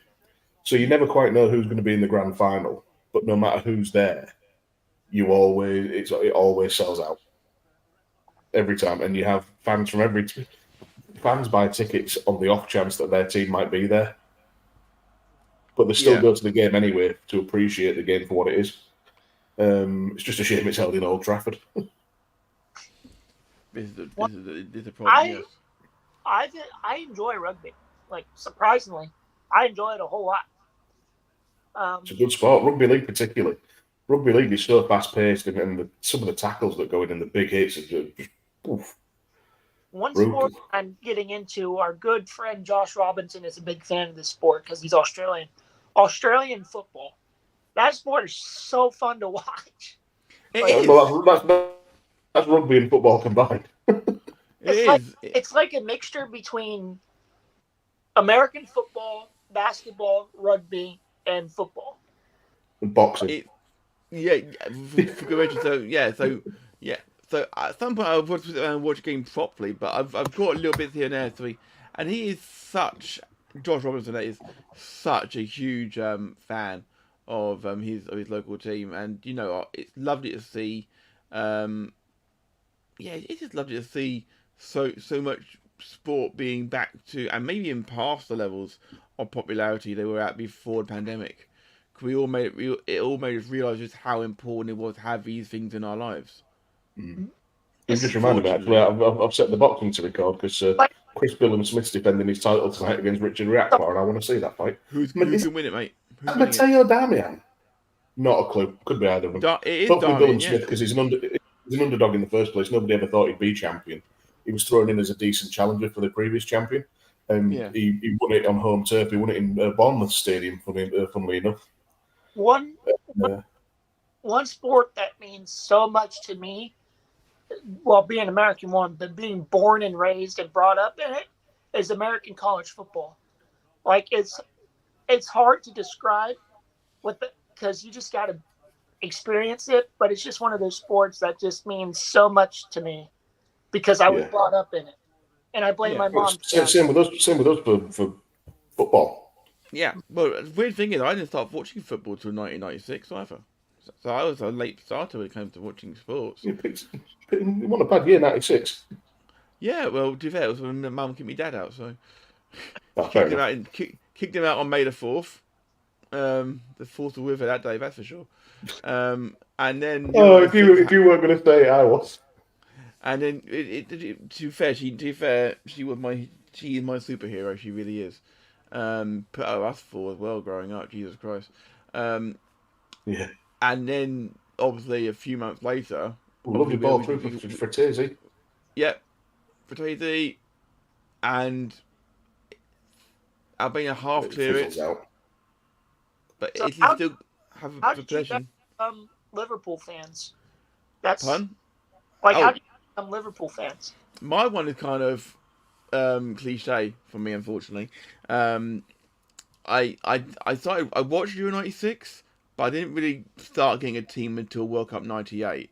And my brother said my brothers told me that I had to pick a football team, and I picked Michael Owen because he scored that goal against Argentina. Yeah. And he played for Liverpool. I'm going to admit something in a minute. Granted, I also had the hots for him at the time as well, but I didn't know that I was gay or not at that point. But that's irrelevant. Dan, admit something then. Go on. Yeah, it's just us here. It's just us and the millions of people watching at home. This is embarrassing. So my parents support Liverpool and Leeds respectively, my mum and dad. Yeah. Until the age of about 5, maybe 7. So bear in mind I'm a child. I rejected both of them and was glory hunting as a Man United fan. And he's muted.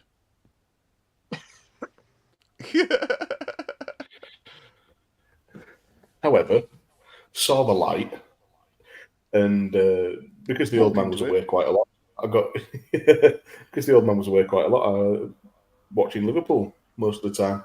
But we went to a few Leeds games as a kid, more than Liverpool, but Liverpool just stuck with me, and it's so now I say I'm a Liverpool fan all because my mum fell in love with Kevin Keegan.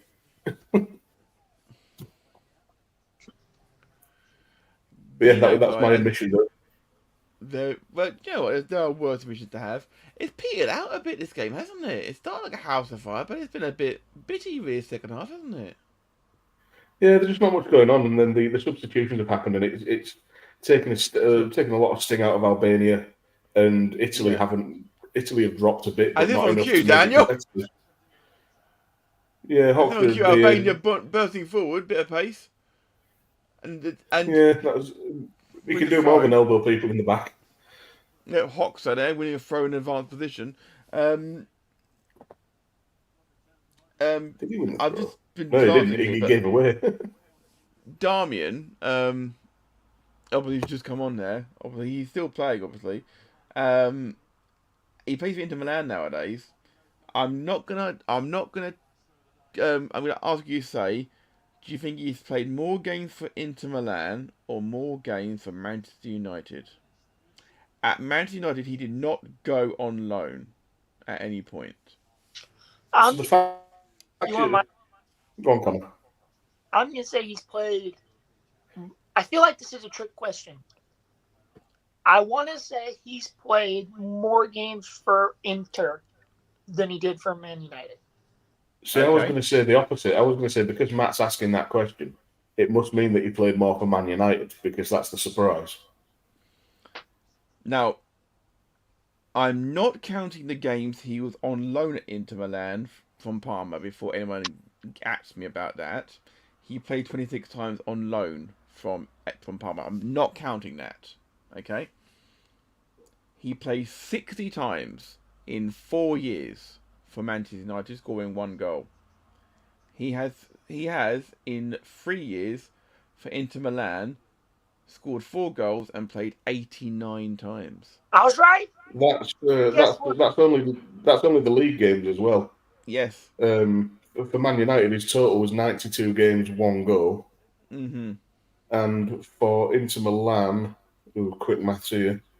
He's got to play 3 games in the cup. That's it. 127 games and 6 goals. It's not a bad return for someone who plays full back and centre half, is it? Not bad. Not awful. No, and Man United fans who hated on him, but yes, he had pretty good stats. Yeah, but as we said earlier, Matt's stats aren't the be all and end all. He didn't concede a lot when he good reaction there from Slovenia. Oh wow, Slovenia had a duck there.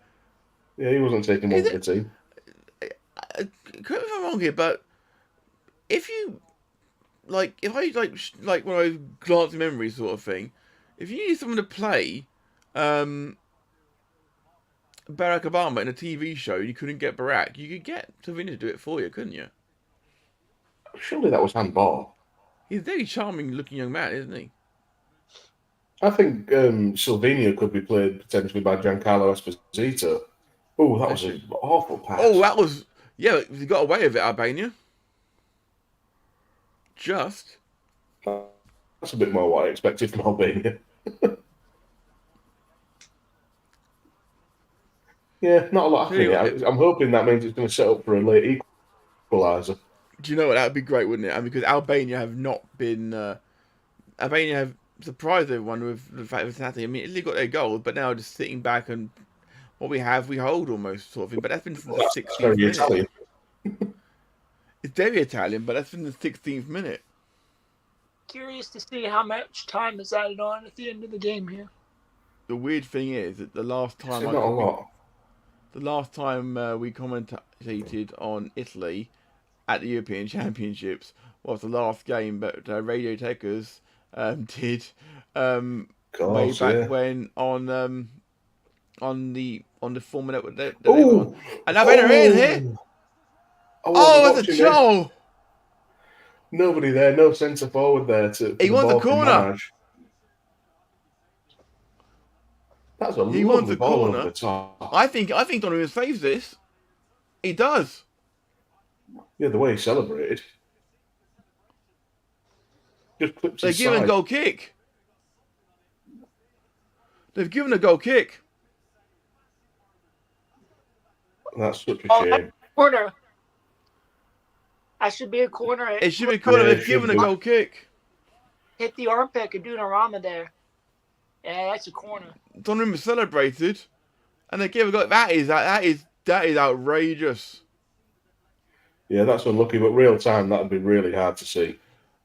I've just heard the commentator just say we could see that from here. I think it's Danny Murphy. Now Donnarumma is enacting some Jordan Pickford shithousery. he's going badly bald, it's Donnarumma. Can you hear it? Oh, that's what I was thinking. Hey, can you hear the booing, Daniel? No, I've got my TV muted. But the woman announcer, they just said she was a former goalkeeper for England, and it's like some weird last name, but it starts with a W. I can't think of her name right now. Mary Whitehouse? No, it's like She's long dead. something. Oh, hello, hello. Oh, what's happened here? We've got a speaker. VAR having a look here? No, referee, stop. No, the cameras are not watching what's happening, so I'm guessing there's someone interfering with play. Even if it's not a streaker, if it's someone who's like running on the pitch and handcuffing themselves to a post, they won't televise it. Yeah. Somebody's dicking about and stopping me from watching Doctor Who. This is not on. I think it's Danny Murphy who's in the commentary box. Volley Show. Never heard of him. Do you say Full of Luncho? That's Daniel, isn't it? So I had Full of Luncho. I muted my to turn up the commentary to see what was going on, and they didn't exactly say, but I saw stewards in vest running off the side of the field here. So my guess is probably somebody decided to up on the field of play and go for a little joy run for about 30 seconds. So this guy coming on, Michael Fuller-Runshaw, is midfielder who plays for Hellas Verona. 90 seconds to play here. Yes, 90 seconds to play here. Of the 4 added on. Italy just trying to wind the clock down here. Understandably so. I mean, it's not pretty. It's bowling shoe ugly, but it's effective. Yeah. And here, I think this is Fuller-Runshaw on the ball. Just gets taken out. Free kick given. He's on the books at Napoli, but he's just been bouncing around on loan since 2019 to Bari, Regina, Pordenone, Regina again, Bari again, and now Hellas Verona. But he's in the league this season. He's played 34 and scored 5. So, gentlemen, it's that time of the game for us to declare our player of the match. Who do you want to Nicolo Barea. Nicolo Barea? Absolutely ran the show. Got a goal. He's been incredible today. Are you in agreement there, sir? Oh, are you talking to me? Yes, Connor. Sorry about that. I was plugging my phone charger back in. Yeah, I'll go for it because I really don't have the man of the match. I'm with an agreement. Barea got a goal. Really good player. I can't wait to see him in the Premier League next season. Honourable mention to whoever made the eat pasta run faster sign.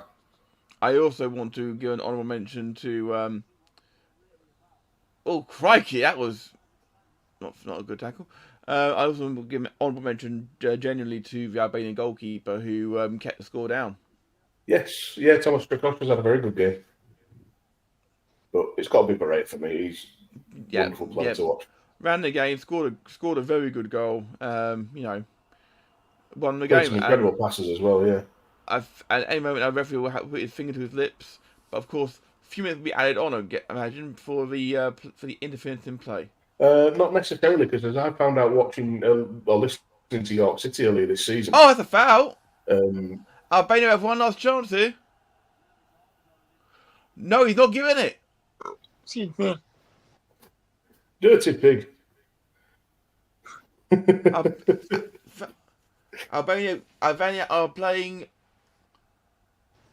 Sorry, my northern reflexes kicked in there, Connor. You're good. We're approaching the 96th minute here in Dortmund. Come on, Albania. UEFA Good ball, nearly. Can we play? redacted stadium. Oh, that was going to be so difficult to score with the left foot from there. Yeah, it would have been special, and that's going to be the last kick of the game, you'd think.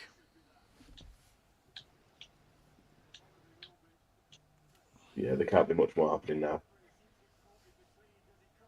Let's see. We're about a minute. About a 4. Jorginho, typical Arsenal player, shithousing with the cramp. Referee. He's called full time. There we go. Italy 2, Albania 1, and the I want to say Tifosi, but that's Ferrari fans. But they're quite pleased behind the ground there.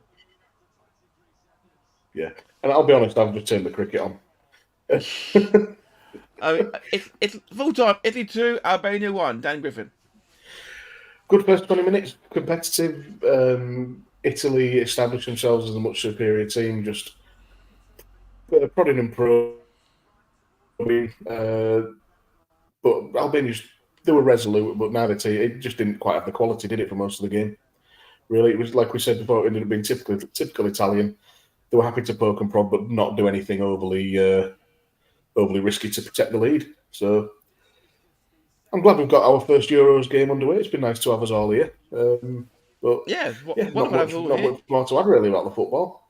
No, it started like as a fire and then tailed off like a storm in Virginia.